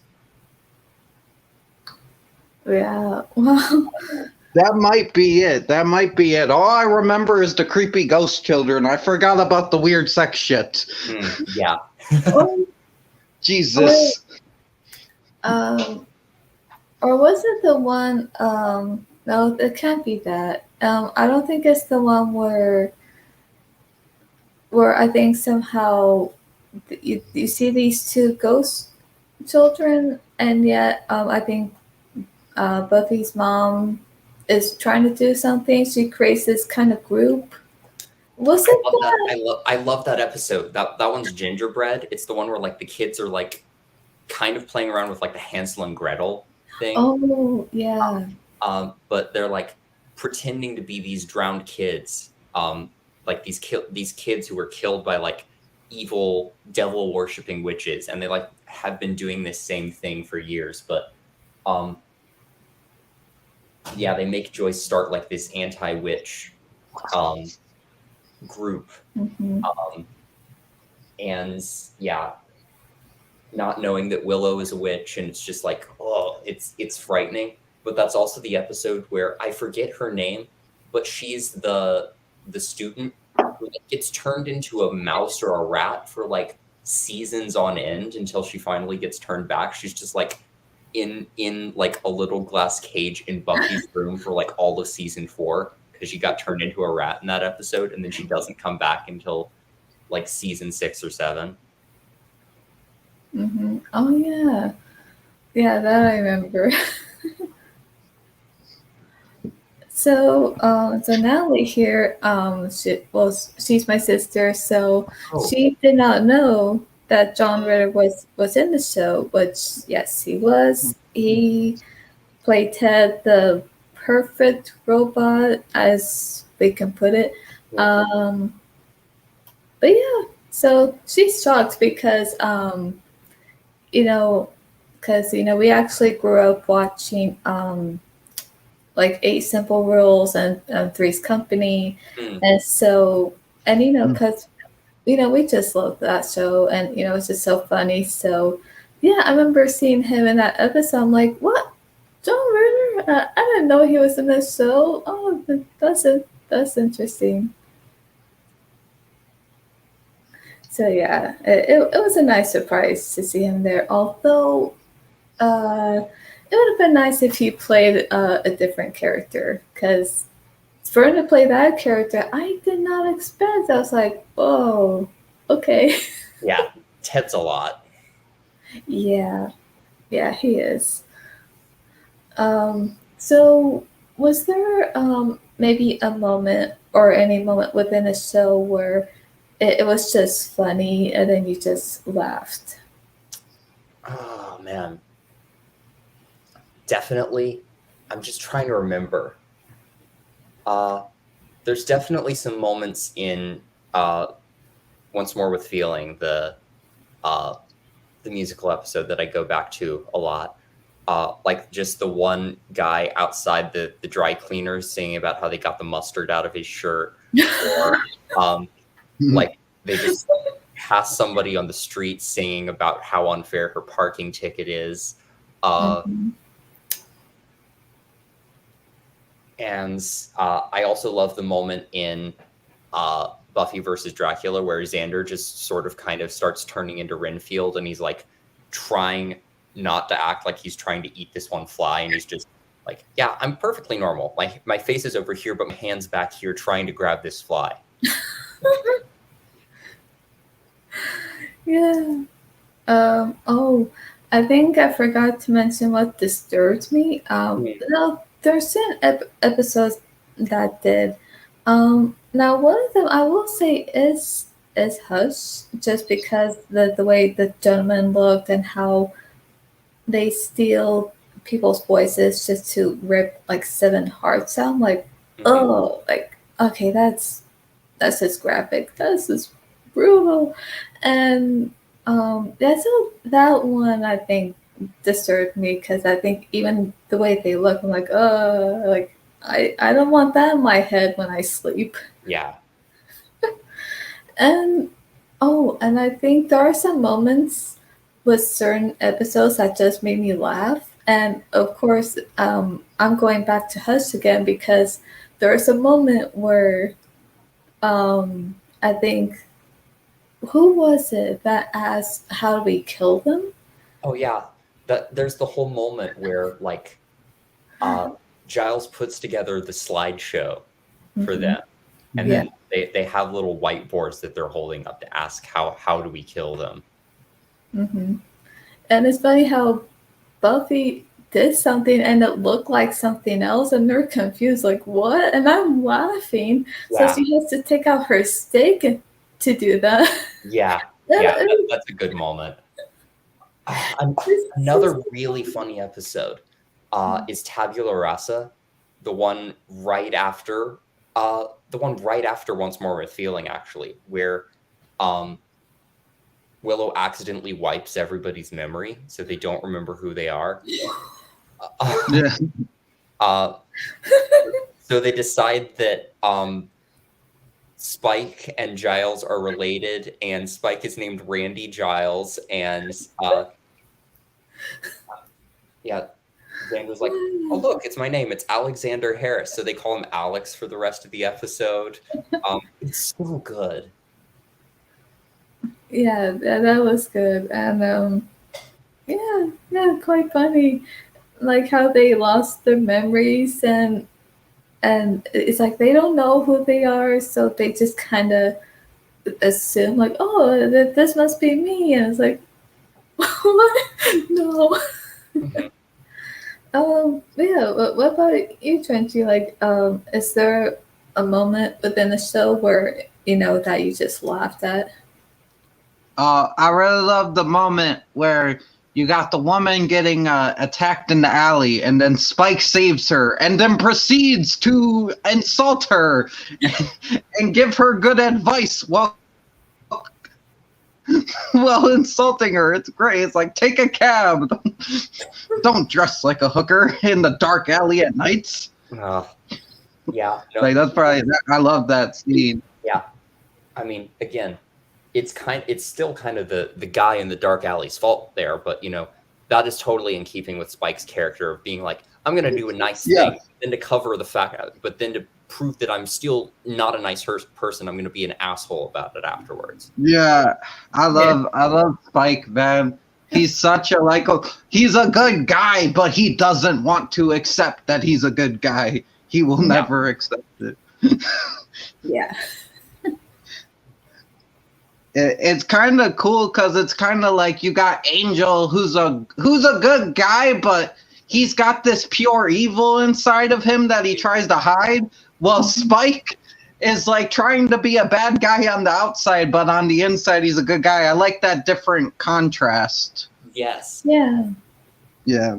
I feel like they messed that up by having, that one scene in season 6 where Spike essentially tries to assault Buffy, but I mean, nobody wanted to do that scene, least of all freaking James Marsters. James Marsters said, no, I'm not doing that scene, but Joss Whedon made him do it anyway. So it's in the show. I don't want to deny that it's in the show, but also considering that everybody else didn't want it to be in the show, I kind of want to throw it out the window. That's Whedon being weird for no reason. Because the thing is that after Spike had his soul? Is that after? It's right before, because he's just like, I don't understand what I'm doing. It's all just these wires and this chip in my head that's messing it up. I'm going to go fix it. And I do find that really funny. He goes through all this stuff to be like, I want to be the badass vampire I used to be. And he's like, and then at the end, they're just like, in exchange for going through all of these tasks, we're going to return your soul. And like, maybe that's what he wanted the whole time, but I'm assuming that Spike just didn't read the fine print and didn't know what he was getting into. Yeah.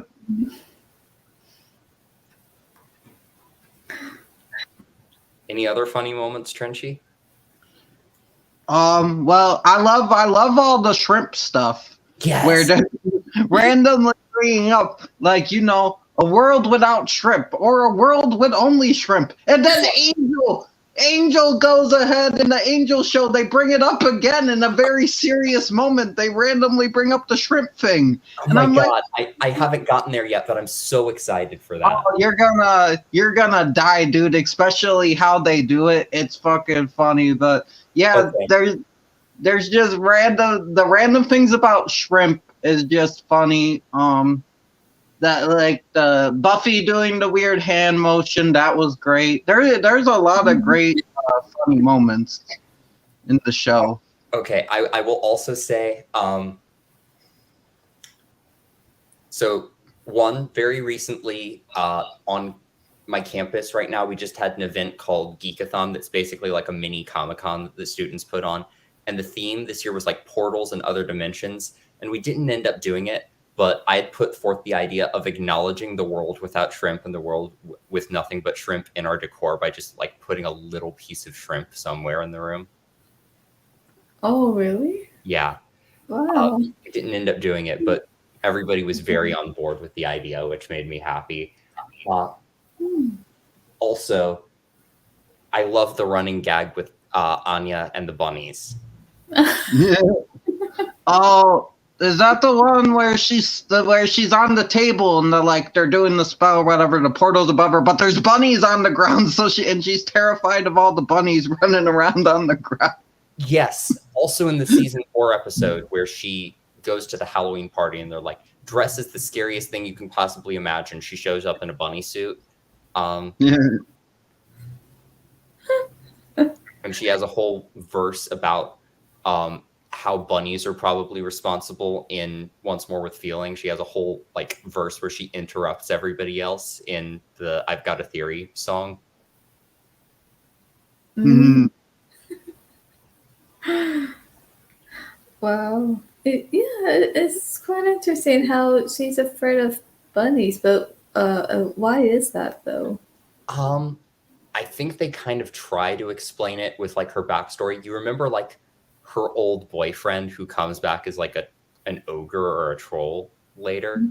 Oh, I think I do remember that. Yeah, when you see her as Aud before that, like with her old boyfriend in the flashback sequences, she's taking care of a bunch of bunnies. So maybe she just associates them with her shitty boyfriend. That might be what it is. Oh, okay. Yeah, that could be because when she dressed up as a bunny for that Halloween episode, I was like, wait, that's scary. And even when Sandra looked at her and she's like, what? And when he knows that she was dressed as a bunny, she's like, bunnies scare me. I'm like, bunnies scare you? They're cute. Mm-hmm. So I mean, okay. Yeah, I thought that was kind of funny. Like, okay, she's afraid of bunnies, even though they're not really scary. Yeah. I mean, have you watched Monty Python and the Holy Grail before? Wait, is that an episode or? No, it's a movie. It has nothing to do with Buffy.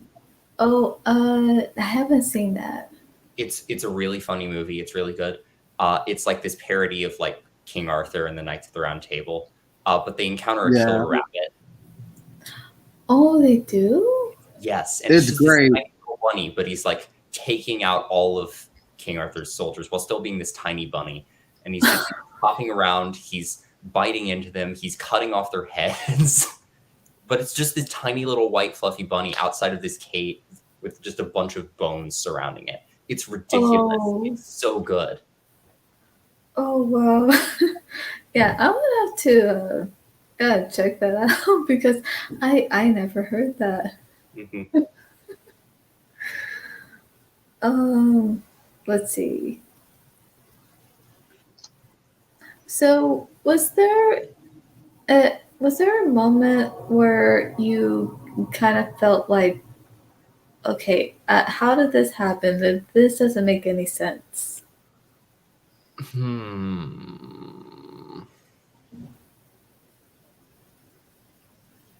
Can you take this one, Trinchi? I need a moment to think. I just kind of go with it. Like, sometimes characters are written weird and stuff.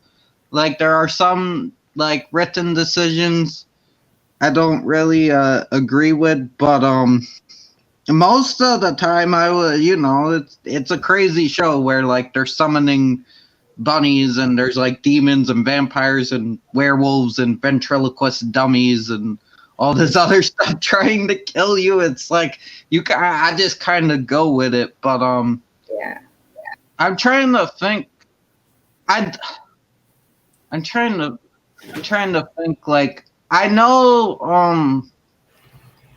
I wish I know she didn't have to, like, I know this didn't happen too many times, but when Harmony was going after Buffy, I think it was Harmony, and she could go into the house. Isn't there a spell that exists that you can keep vampires you don't want from entering her house? I think she did it to Spike, at least.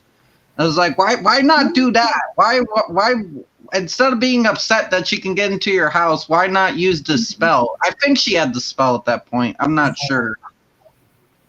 I think that doesn't make total sense. I think the overall rule is just a vampire cannot enter your house unless you invite them in, and then Dawn invites Harmony in. Was there a whole spell against vampires around the house though? I think what it was is she had a spell that could reverse invitations because she did it to Spike at one point where he couldn't.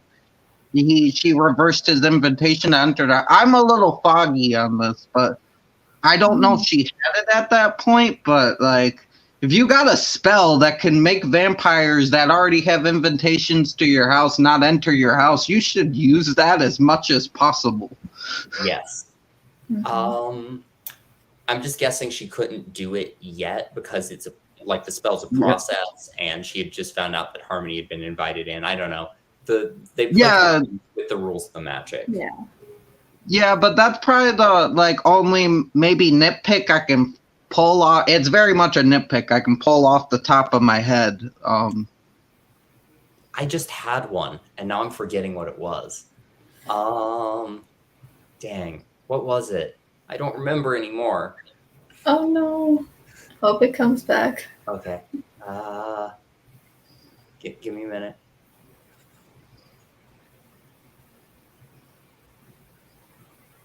It's gone. I lost it.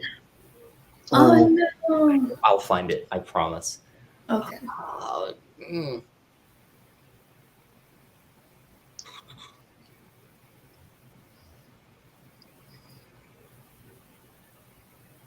Go on, it'll come back to me. Okay, let's see. Yeah, I think there are some moments within the show of certain episodes where I'm like, okay, that does make sense. I just think, I think even the ones with Ethan Rain, like with the costumes and the candy. Now he did say that he didn't know anything about the candy. That he didn't know that there's anything, I think, within the candy itself, where if people ate them, that they turn back into teenagers. So I think he said he didn't know anything about them, but he was just, I think, shipping the candy off. I think that's what he was told to do. But I'm like, okay, so my question is, what was in the candy? And if he didn't know anything about it, then who did? Because it's like, okay, something doesn't quite make sense here. There has to be an explanation for this. Yeah. Okay, the thing that I was gonna say didn't come back, but I have a different one now. Okay. So in Once More with Feeling, I never quite understood what the rule with the singing was, because like in Xander and Anya's little singing moment, they're singing about like all these things that's just like the other person doesn't know this thing, but but then in the later scene they just don't acknowledge it at all. And the same thing with like the Xander the Giles Buffy sequence where he's like, I'm gonna be leaving, and that's not brought up at all. So it's just like they go into musical numbers and then they forget. But then in other scenes, it's like, and I think this is the great part, like it's like a scene in a musical where like they're singing about their inner feelings, as though it's just like an internal monologue and nobody can hear them, but everybody can hear what they're saying. So all of these secrets are just coming out. But it's like, it's not consistent because like Buffy tells everybody that she was actually in heaven at the end of the episode and they freak out. But in earlier scenes where they're singing, nobody like hears them. So it's just like they're aware that they're singing, but they're also not aware of what they're singing about. It's just not consistent. Yeah. It's Yeah, so I one of like my favorite episodes, but funny. it's kind of loose. Mm-hmm. Yeah, it's almost like, yeah, somehow after that they don't bring it up, or like they don't bring up what they were singing about. They don't, you know, mention it at all. I'm like, okay, if you were singing about this, can you at least try to make this character aware of that? Like, try to say something to them, because even if you were singing, they probably didn't hear you. So, Right. try to mention that. Oh, gotta charge the computer, so hang on. Yeah, I'm just gonna charge it. All right. Alright.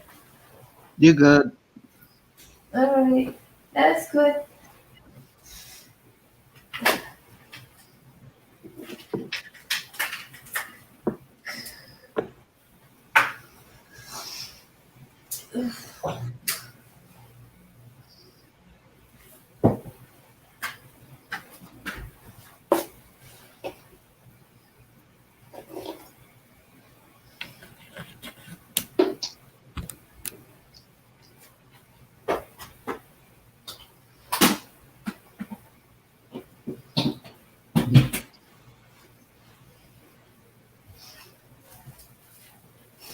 Alright.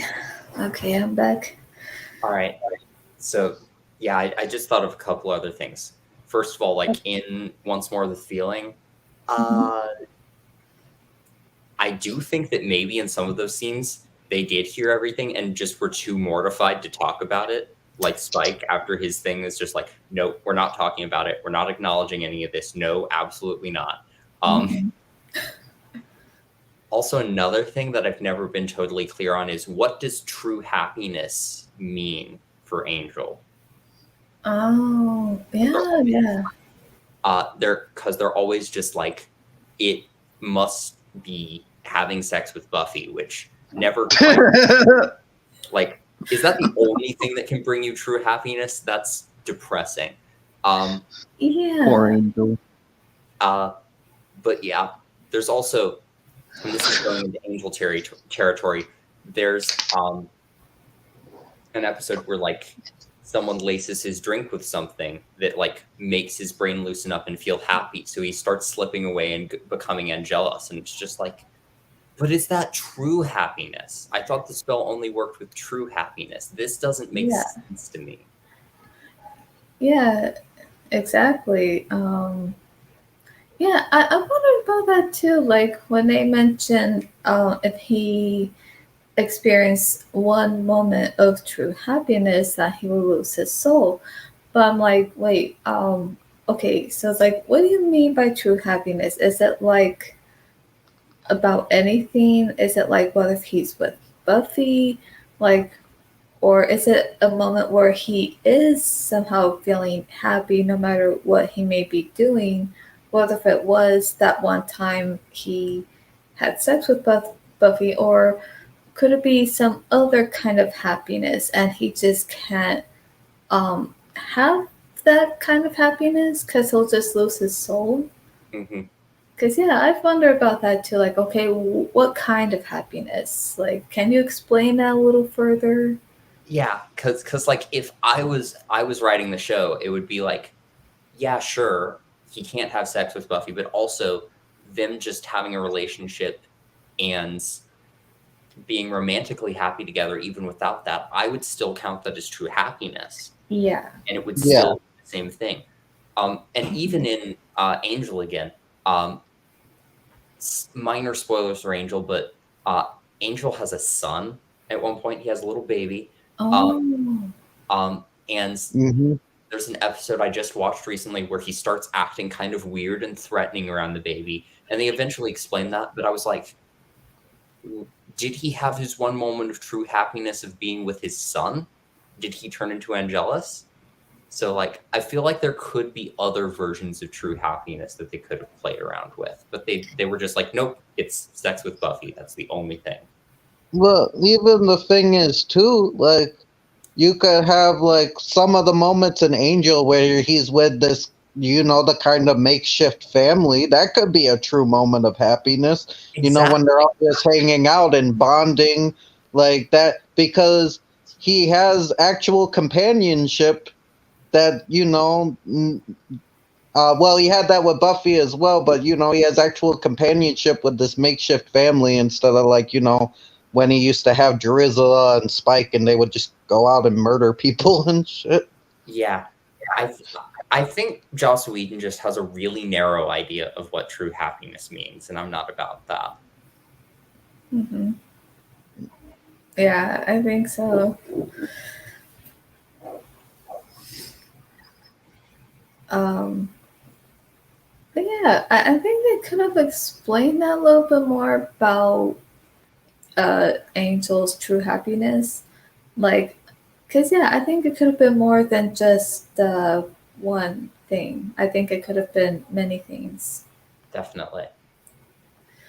Okay, and here are the other five questions. Six. Well, actually, no, not six really. More like 11. I'm sorry. Wait. Um, if you were a character in the Buffy universe, what would your job profession be? And it could be anything. Um, I would want to be uh, a witch with Tara and Willow and their friends. I would be like that one witch in their friend group in high school who's just like the weird picked on kid and the eyeliner. There's like, hey, you weirdo, you look like a witch. Go away. Um, that would be me. My job would be helping them with their spells and such. Oh, yeah, that'll be cool. Oh, and now we just said,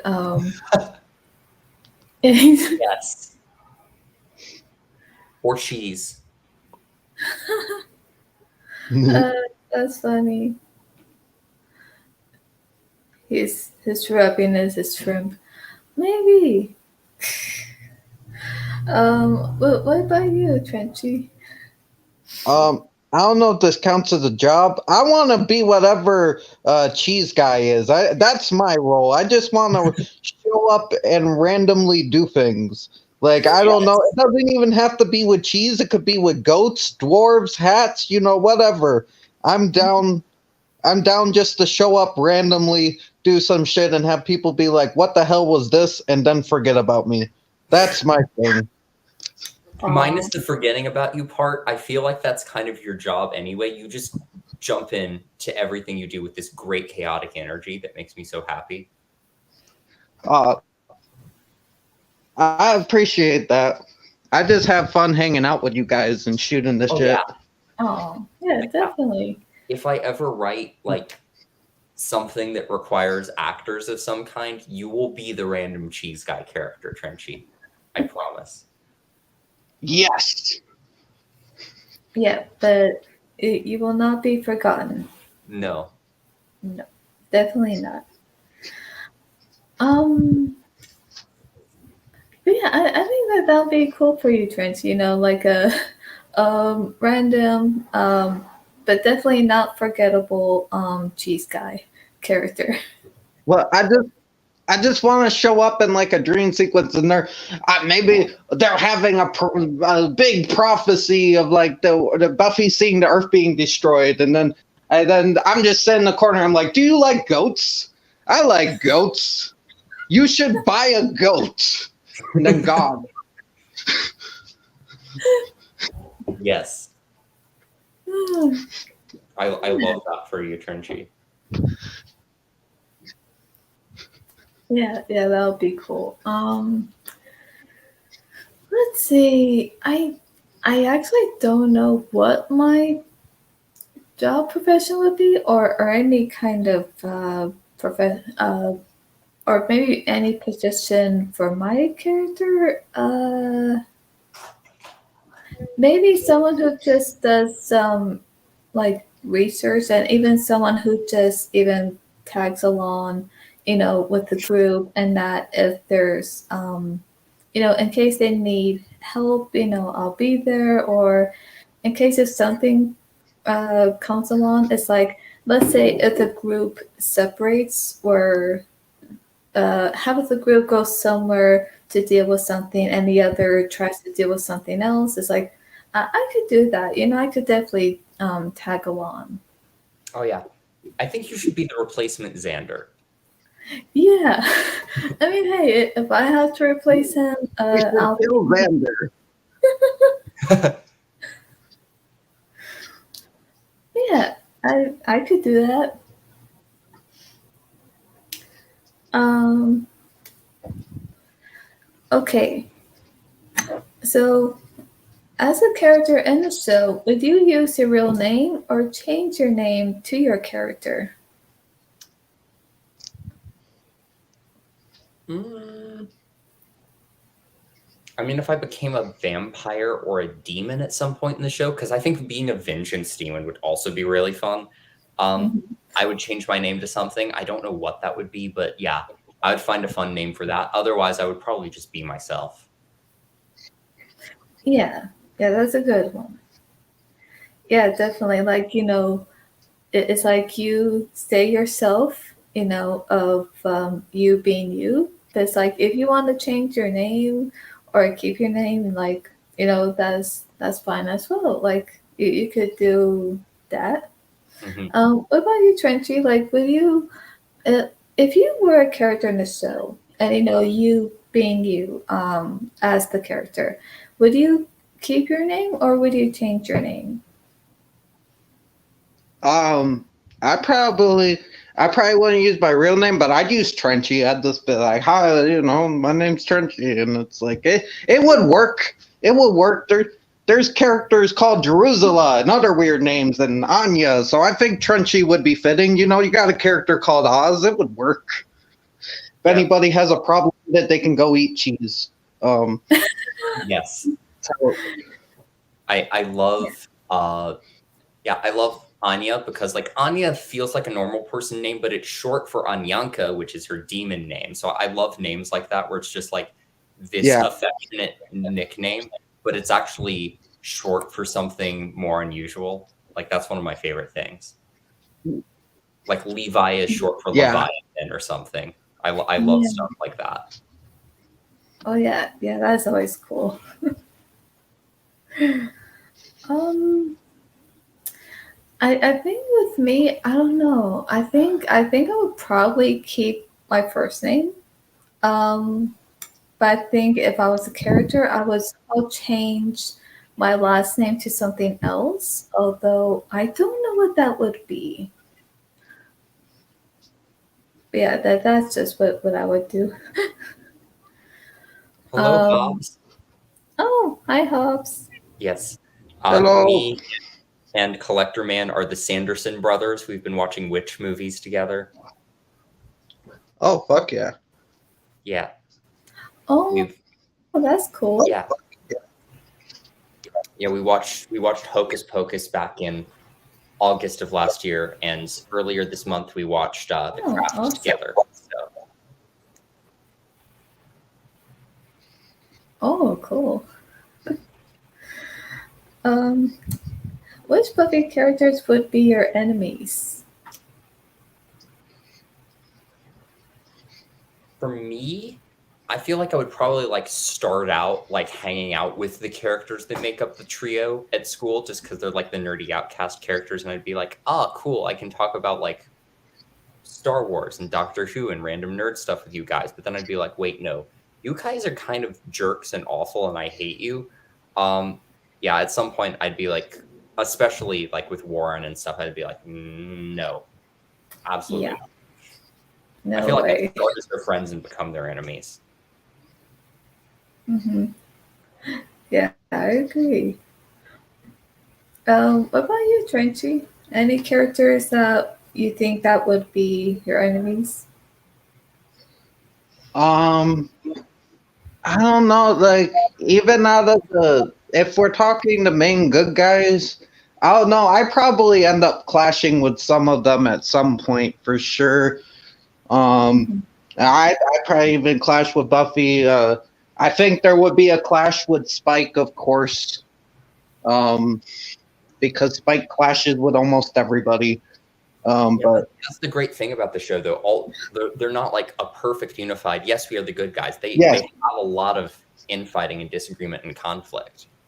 yeah, I like how they're kind of human. They all have flaws. Everybody, even Buffy has flaws, and some of the good guys do horrible things sometimes, and then some of the like more labeled bad guys do really good things, and I really like that. But yeah, I think I'd probably clash with certain people, for sure. Oh yeah. Um, I think certain ones would be my enemies. I don't think. I think there might be some disagreements, like with the good characters, but I would not be completely against them. But I think there are some villains that I would be, uh, I think would consider my enemies. I'm like, oh no, I do not want to deal with you. Especially, yeah, I would say Warren too, because of after what he did, I'll be like, okay, what, what the hell, like, Yeah. and to me, it's like, now after Yeah. what Will did, I think that was shocking. I think that went too far, but I think what could have No, happened. I have no regrets. Okay. But that was shocking, though. Yeah. It was. Yeah, he would have been one of But them. I feel like I would just get in the way. What? Oh, my bad. He would get away? Oh, I just think I'd probably get in the way. Like, they're over here trying to do some badass superhero save the world type stuff, and I'd be the guy to like fuck up the plan, and then they'd be like, you can't be part of the group. You keep fucking up the plan on accident. You go sit in the corner. Yeah, no, but you're random cheese guy. You get to come in and be like, here's this weird random information. Goodbye now. You don't have to be part of the group. You just get to stir shit up in like a less disruptive way than like Ethan Rain. Exactly. Yeah. That's why I chose that role, because I feel like I would work to just randomly existing but not making sense. Mm-hmm.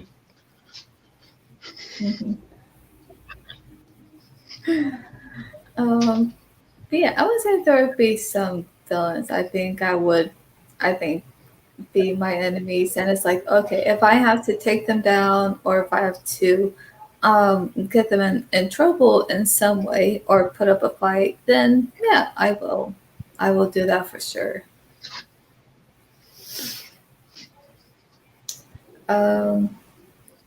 Okay, which Buffy characters would you be best friends with?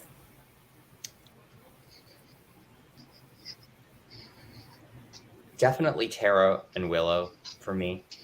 Maybe Anya a little bit. We definitely have disagreements, especially because of her boyfriend. But I'd very much be friends with Willow and Tara. And what's his name? Clem. I forgot to mention him. He's the one like demon with the big floppy ears who's just like casually in the background. He like babysits Dawn a few times. He's just this really casual demon, and like that he's a demon and he eats cats and things, but he's just like really chill. I love Clem. Yeah, he's a good character. Like, yeah, even though he's a demon, but it's like he's not bad. He's not threatening anybody. He's just just a like, cool demon. Yeah. Yeah, definitely. And yeah, I think I like that because I never seen where So had that. So I'm like, that was nice to see. Absolutely. What about you, Trenchy? What characters you would be best friends with? I think the most compatible, maybe Oz. I think Oz, me and Oz would probably get along to a certain degree. And I'd be like, yeah, you're a werewolf. That's fucking awesome. Can I watch you turn? And I was like, I don't know, maybe. Let's do this shit. Like, I don't know. That'd be cool. I'm trying to think of who else. Willow. I think I could vibe with Willow. Giles, I could probably get along with Giles. Giles seems I would be chill. friends with Giles too. Yeah. Oh yeah. Yeah, because Giles is like, yeah, he's the adult in the situation, but he's very childish as well, and you Yep. know, He's like the cool English teacher who used to be a punk, and like we can talk about literature, but also like old rock albums. yeah, Yeah. like if existing in that world and not knowing about them as characters, just getting to know them through the universe, that's Mhm. probably the ones I would click with the most, you know, Mhm. like because the others are kind of combative in ways. Hmm. Yeah. Yeah, I agree. Um, I think I don't know. I think I can see myself being best friends with like Buffy, Willow, Tara, Oz, and uh, oh gee, there are some characters that I do like. So let's see. I think Spike as well. I think even though he may come off as threatening at first, but I think at some point we might uh, end up getting to know each other as friends, and I think along the way we just might be uh, like close friends. Mm. And it's like, even though despite the fact that he's a vampire, it's like, okay, I know you're a vampire, but that doesn't matter to me. So it's like, um, am I forgetting anyone else? All right, I'm gonna agree with Trinchy and say I play guitar and stuff, so I could just like chill with Oz and talk about guitar nerd things, or Oh, like yeah. uh, I think post turning into a vampire Harmony, I would be friends with for a little bit. A little bit. Yeah. Yeah. Cool.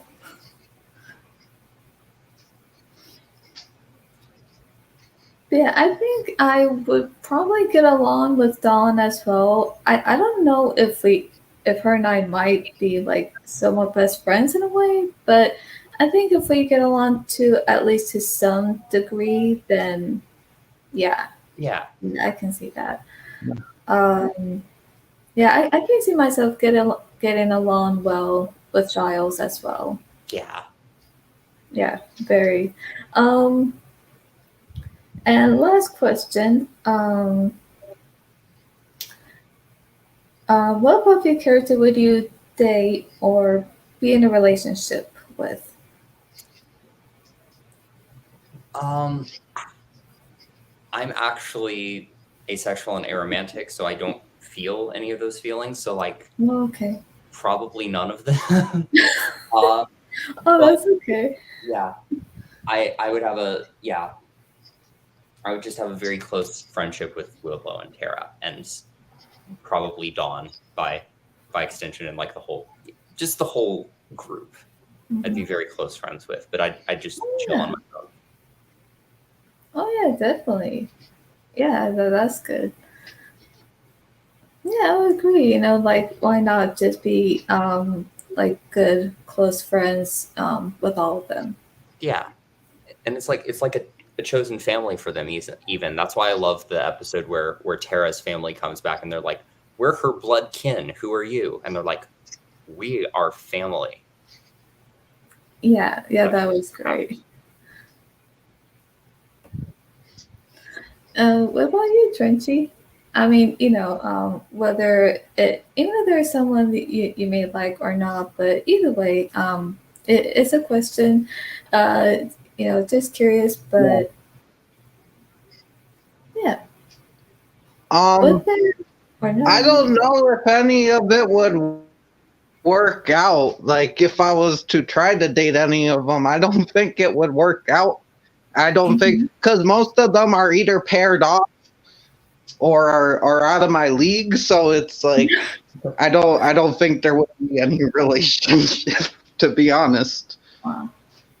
Yeah, well, that's the thing about Buffy is like all of their relationships are doomed in some way by the end. Like there's a scene in season 1 where they're just like sitting on the edge of like this fountain at high school, and they're just like uh talking about some bad relationship that just ended, and it's just like, well, it could be worse. You could be, uh you know, accidentally dating, I don't know, someone possessed by a hyena, or like someone who is actually a praying mantis lady. And it's just like, we're going to be, yeah, all of our relationships are doomed for the rest of our lives, basically. And they say that. And I still think that they shouldn't have killed Tara, but they do hold to that for the rest of the show. Yeah. Yeah, like it is everybody's like Willow obviously has other relationships, you know. I when I was watching the show, when I first started watching, I used to think Faith was cute, but that would never work. That would never happen. Just a lot I of the love relationships Faith, wouldn't but work out. yeah, they're such good Yeah, characters, but they're such toxic relationships. Mm-hmm. yeah. It is and I don't think any of it would be really working out at all. Yeah. That's why I just show up in their dreams and tell them about goats and little people that live under their beds. Someone should attempt to pursue a relationship with the cheese man. That would That also might be an option. Yeah, I don't even swing that way, but maybe we could start a relationship with the cheese. I'll date the cheese in general. Oh my god. I don't even know how that works. Hey, if it could happen on any show, it could happen on Buffy. Yeah. What else? Yeah, again, never gonna date anybody, but probably the best. Like, there are other circumstances that made it go bad, but like the best, again, the healthiest relationship on that show to me was Riley. He's like the most bland character, but he's the one who really responded to Buffy's needs the best.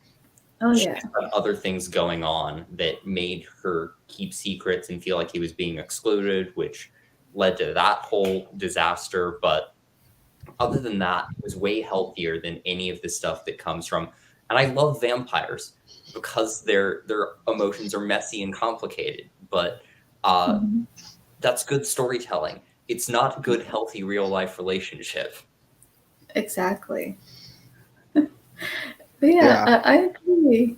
Because when she was with Angel, it just seemed like, up and down, especially seemed like this very emotional, like, roller coaster for her, especially knowing what she had to do. Like, she had to kill him just to save the world. So it's like, yeah, she took it hard. Yeah. But yeah, because yeah, I've actually heard that Sarah Michelle Gellar, that she actually cried when I think when he wasn't going to be in the show, because she really shipped her, like, Buffy and Angel together. So when that wasn't going to work out and when he wasn't going to be in the show, I've heard that she needed some time to recover because she took it hard from that. I didn't know that, but yeah, I did know that she's always considered, that she's always considered it to be that, Buffy and Angel that has been the true love connection. And they kind of like acknowledge that at the very, very end of the show in the very last episode, but it's just like, it's not the time right now.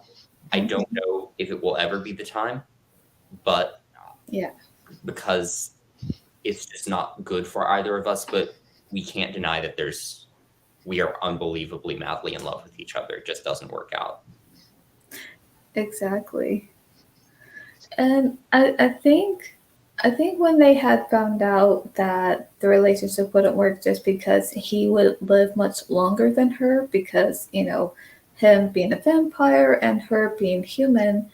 But I just didn't like the fact that how the mayor, how he was the one mentioning about that between them, and how I think his words got into their heads, and that's when the whole thing led to their breakup. And I'm like, okay, why did the mayor have to say all this? If it was gonna lead to a breakup, it could have happened naturally and not because of the mayor. Yeah. Like I, I don't like that how someone does that. Someone comes in, they're mentioning the issues and the differences, and then it leads to two people of their breakup. I'm like, ah, no. I absolutely agree. Oh, what were you gonna say? Well, crap. What was I gonna say? Oh, I don't want to spoil anything, but there's one episode in Angel where they go into more of what could have been with Buffy and Angel, and I have to hear your thoughts on it once you get to it, because it hit me in the feels.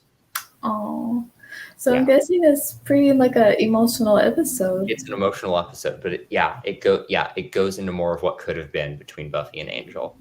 Oh wow, yeah. I would have to really watch that after Buffy, because yeah, right now I'm on season 4, so it's like I'll get there eventually. Right. Yeah, because I know a lot of people love to binge watch, like maybe after so many episodes, but I think I did do that at first, but right now I'm kind of like taking my time because I'm watching only 2 episodes a day, Yeah. just because I want to at least enjoy watching it before it's over. Right. That's how I did it. For a while I was just doing 1 episode a day, and then I was just like, nope, Oh, we got to wrap this up. It's getting too close. So I started doing 2 episodes a day. But yeah, I like taking my time with shows like that. oh yeah, me too. Oh yeah, I didn't get to answer the last question. Um, Now, I think after watching the show so many times, I would say, of course, there are some characters I did like. Um, like, okay, so even though at first I seemed to have crushed on Spike, maybe just a little bit, but then at some point it start going towards another character, which I can see why. And so I'm like, you know. And so when I really think about it, I'm like, if I was in the show, of a character, and I'm being me, Mhm. uh, within it, it's like I don't know. I just can see myself dating and being in a relationship with Giles. I don't know, because I just really like his character, because Giles. Yeah. I just like his qualities, his personality and everything, and plus, like not only he's smart, but he's very protective as well. So there's just many things that I like about him. Hmm. So yeah, I Yeah, would. I do love him, and he's another character that gets screwed over in the relationship department so many times. Like Mhm. after Jenny, um, Yeah, yeah, he's got a few things that go on, but it never really works out. Even when the other yeah. characters have their ongoing relationships that eventually fall apart, it just never works out for Giles. Hmm. Another character that I could bring up that I feel like is one of the least toxic relationship characters is definitely Oz. Yeah. Hmm. Yeah, I do think when he and Willow were together, I think they actually made a good couple, And Yeah, I think things could have worked out, but him leaving like that, I think it was just very sad. it was Yeah. really sad. Yeah, Mhm. I love Willow and Oz and Willow and Tara almost equally. I like Tara just a little bit more just because she's Tara and I relate to her a lot, but I relate to Oz a lot Mhm. too.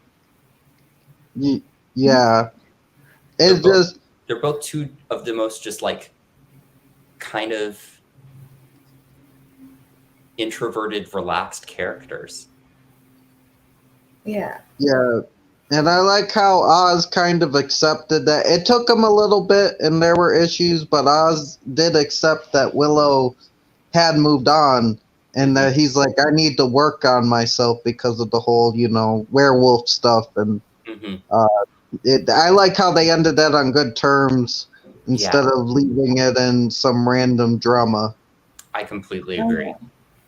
yeah. Because they did bring him back and it's like, oh no, they're just starting drama. It's like, oh no, this is actually healing and giving a good ending to the story. Okay, Yeah. that's Yeah, that's true. I agree. But yeah, that's all the questions there is. But yeah, anything, we could just talk about Buffy, about anything. Yeah.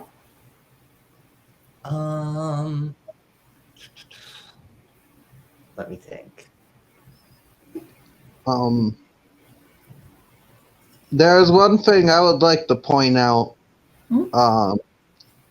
I think this show was kind of for the vampire kind of TV show genre. The show was definitely a trailblazer in a sense, because it set up something small, but it set up a trope that has been used in two other very prominent vampire shows, The Yeah, Vampire Diaries and True Blood. And that is the vampire love triangle, which this is a very specific trope because in pretty much all three of those shows, you have the good vampire who is a very good guy trying to resist his vampire urges, but at the same time has a very evil is very evil and sadistic. He has a very evil, sadistic side of him that he tries to fight, but comes out every once in a while. But then you have the other vampire who's kind of the bad boy who tries to be bad and does awful things, but in the end usually turns into a good person because of the female brings the good side out of them. And usually those two vampires have a weird past where the good vampire ended up maybe forcing the bad vampire to become a vampire. And essentially they have a murky past, but they always end up in situations together where they gotta team up and have banter and get along. And I'm like, God damn it, this is too specific of a trope to be carrying over three different shows. yes, Like Buffy yes. definitely set a trend there, because I did notice that while watching all the shows. I will also say, and I probably can't stay much longer, Brittany, just because it has been 2 hours and I have other things to do. Okay. But I think that Buffy may have taken that trope and kind of made it in a different form from Interview with the Vampire, because Lestat and Louis in that, but like there's no female love interest. They're like ostensibly like boyfriends almost. Yeah. But it's still the same dynamic of like the reluctant, broody vampire with a distinctive dark side in the form of Louis, and then Lestat, who's like the bad boy who still does good things sometimes, and like Louis brings that out in him. Well, yeah, and you even have it with kind of Armand, who is kind of pretends to be kind of a good guy at first, but then you see Armand's kind of fucked up with Louis, Well, yeah, I see it. He like goes back and forth all the time. Yeah. Yeah, I don't think I noticed that. Yeah. No, I see it now. I do see it. Yeah. And I see a lot of Interview with the Vampire and like all the flashback sequences they do to like the old-timey when Angel was Angelus scenes. And they even make jokes about it too, where like in I think it's Angel, like Darla comes back and is like, can you please turn me, and da da da da da, and this vampire's like, you've been reading too much Anne Rice, man. I can't do this. Oh wow. Yeah, there's a lot of tropes that get carried over because the Vampire Diaries did a similar thing where the Yeah. vampire that turned the two main guys got turned human, and she was begging to be turned back into a vampire. Or no, she did. She actually decided not to be turned back, but Mhm. there was some bullshit with that. But yeah, Yeah. there's definitely hints, and I think Buffy was the one that made it popular, and Buffy was the one that got the goofiness, the comedy, the action, the horror, the romance, everything you want in a TV show. It had it and Exactly. more. And like, Exactly. yeah, and like some of those shows just took what was in Buffy and just focused on the paranormal romance part. Like Stephanie Meyer would deny it, but I feel like Yeah, Twilight did that too. Um, Mm-hmm. but it's yeah, just like there are things in those shows that feel very much out of Buffy, but they're trying to play it way too serious where they can't see like the humor in it. Whereas Buffy yeah. always, even when it was being like really heartfelt, always saw the ridiculous side of what it was doing. Mm-hmm. Yeah, and I enjoy all those shows, but I do agree sometimes it does get a little too serious, or they make their characters a little too fucked up. I know Buffy did it too, but sometimes, I don't know. The Vampire Diaries, all the men are toxic. Every man in that series is horrible. And even the women are pretty toxic, besides maybe one or two. But it got to the point that the fans want to see a fucking serial killer that tried to kill like younger members of his family with one of the main girls, and I'm like, no. And they're like, well, they did it with this other character that did horrible things, and I'm like, this should not be a trend. No. I Yeah. still love the show, but what the fuck? Yeah, Mm-hmm. Yeah, I agree on that. At least with Buffy, they were like, oh, the vampires didn't have souls. They had some sort of excuse. Still bad, but at least they kind of, gave some leeway there. yeah, Mm-hmm. Yeah, definitely. Yeah, it's like looking back on it, I can see some similarities between Buffy and the Vampire Diaries, and I'm like, oh, okay. Have I seen this before? And it's like, yeah, I have. So yeah, I don't know. True It Blood seems does like, it too. oh, they do. Oh, I Yeah, haven't they do. seen. They play off the tropes as well. Oh, It's good. okay. Yeah, I haven't seen it.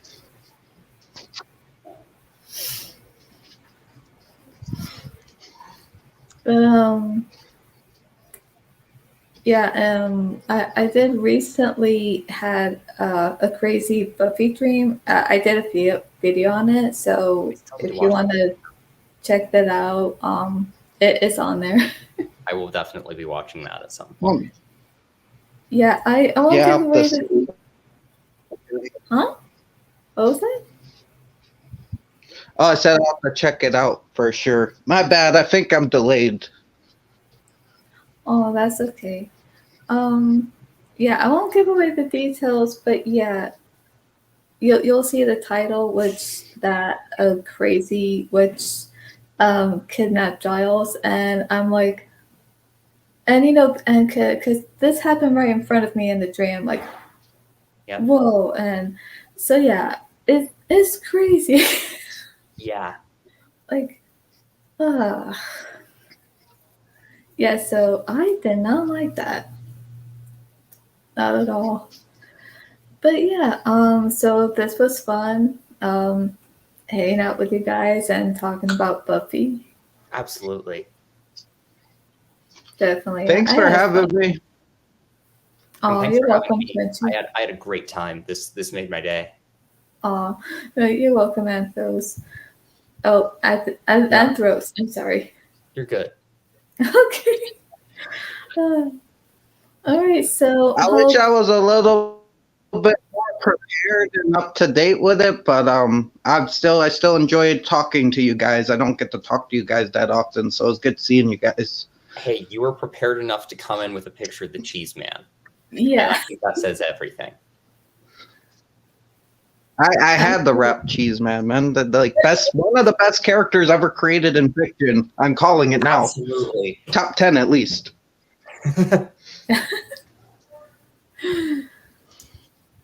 Yeah, so hope those who are watching you enjoyed this and yeah, watch it again. So yeah, had fun discussing Buffy with you too. I'm sorry, Koo. I'm sorry, my mind is like Well, I get it. My brain's melting and words are hard. yeah. Oh. But yeah, this was fun and yeah, I should do it again sometime. Absolutely. Yeah. Really. Oh yeah. Do you guys ever want to do Angel? I like I said, I'm more in tuned with Angel. I'd be down to do Angel. I like both shows, but I love Angel a lot. It's a good thing. Yes, when I finish Angel and when Brittany does Angel, we'll have to get together on one of our channels to do an Angel. Yes. Oh yeah, definitely. We'll have to do on that as well. But yeah, I would definitely have to start watching Angel as soon as I'm done watching Buffy. All right, so hope you guys have a good day, and yeah, it was fun. All right, so see you next time. Bye, guys. Bye. Stay frosty. Eat lots of cheese. Yes, and melt the cheese if depending what food you're having. Especially if it's shrimp. Oh, shrimp cheese? Yeah. Unless you're in the world without shrimp, you know? Mm-hmm. I never had no. it. And beware of bunnies. And bunnies. Yes. Wait, you've never had shrimp? You gotta try shrimp. I'll give it a try. I don't know if I might like it or not, but I'll just give it a shot. Yeah. You at least give it a chance. If you don't like it, you don't. But I think it's an experience. You gotta experience shrimp at least once. Yeah. And on that note, I must depart. Goodbye, friends. Bye.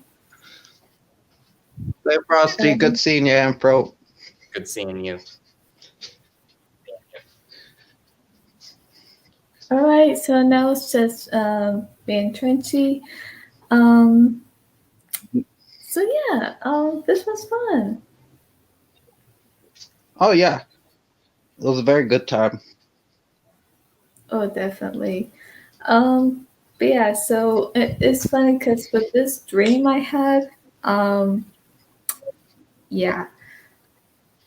I mean, you can watch the video where I explain about a bit more, but yeah, it's crazy how this witch, she comes out of nowhere. But I will say one thing about it is that when she kidnaps him, it's almost like he just disappeared out of thin air.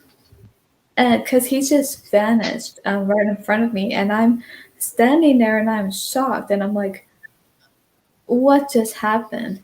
And then she appears right in front of me, and what's weird is that she mistakes him for a Harry Potter character because he says, "You stay away from Remus Lupin.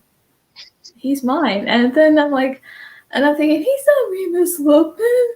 And so before I could do or say anything, she rewinds time back to an hour, traps me in a plastic bag with a giant spider landing on top of me and just takes off. And I'm like, Oh. So yeah. Yeah, and I even after I woke up I thought That sounds like a thing. Yeah. And so after I woke up, I thought, what made her think that Giles was Remus Lupin? Like, he's not. Have you seen the Harry Potter movies? Yeah, I have. I've read some of the books too. I think I've read all the books as well. But yeah, I've seen the movies. I know Lupin's the werewolf. Yeah. Yeah. Yeah, that he actually his first appearance is my favorite movie of the bunch, Prisoner of Azkaban, because you got Oh, yeah. Lupin, Sirius Black, the Dementors. There's a lot of Buckbeat, a lot of good stuff in that movie. Oh, yeah, definitely. Even the time turner, going back time, like, Yeah. yeah, I love that. Yeah. But so what do you think about that? Like, why do you think she mistook him for Remus Lupin? Like, I can't explain that. They're kind. I don't know. They're kind of got a similar personality, but Lupin.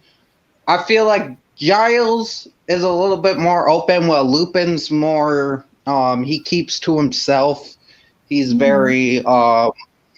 Not really outgoing because of the whole werewolf thing, but he's very self-contained.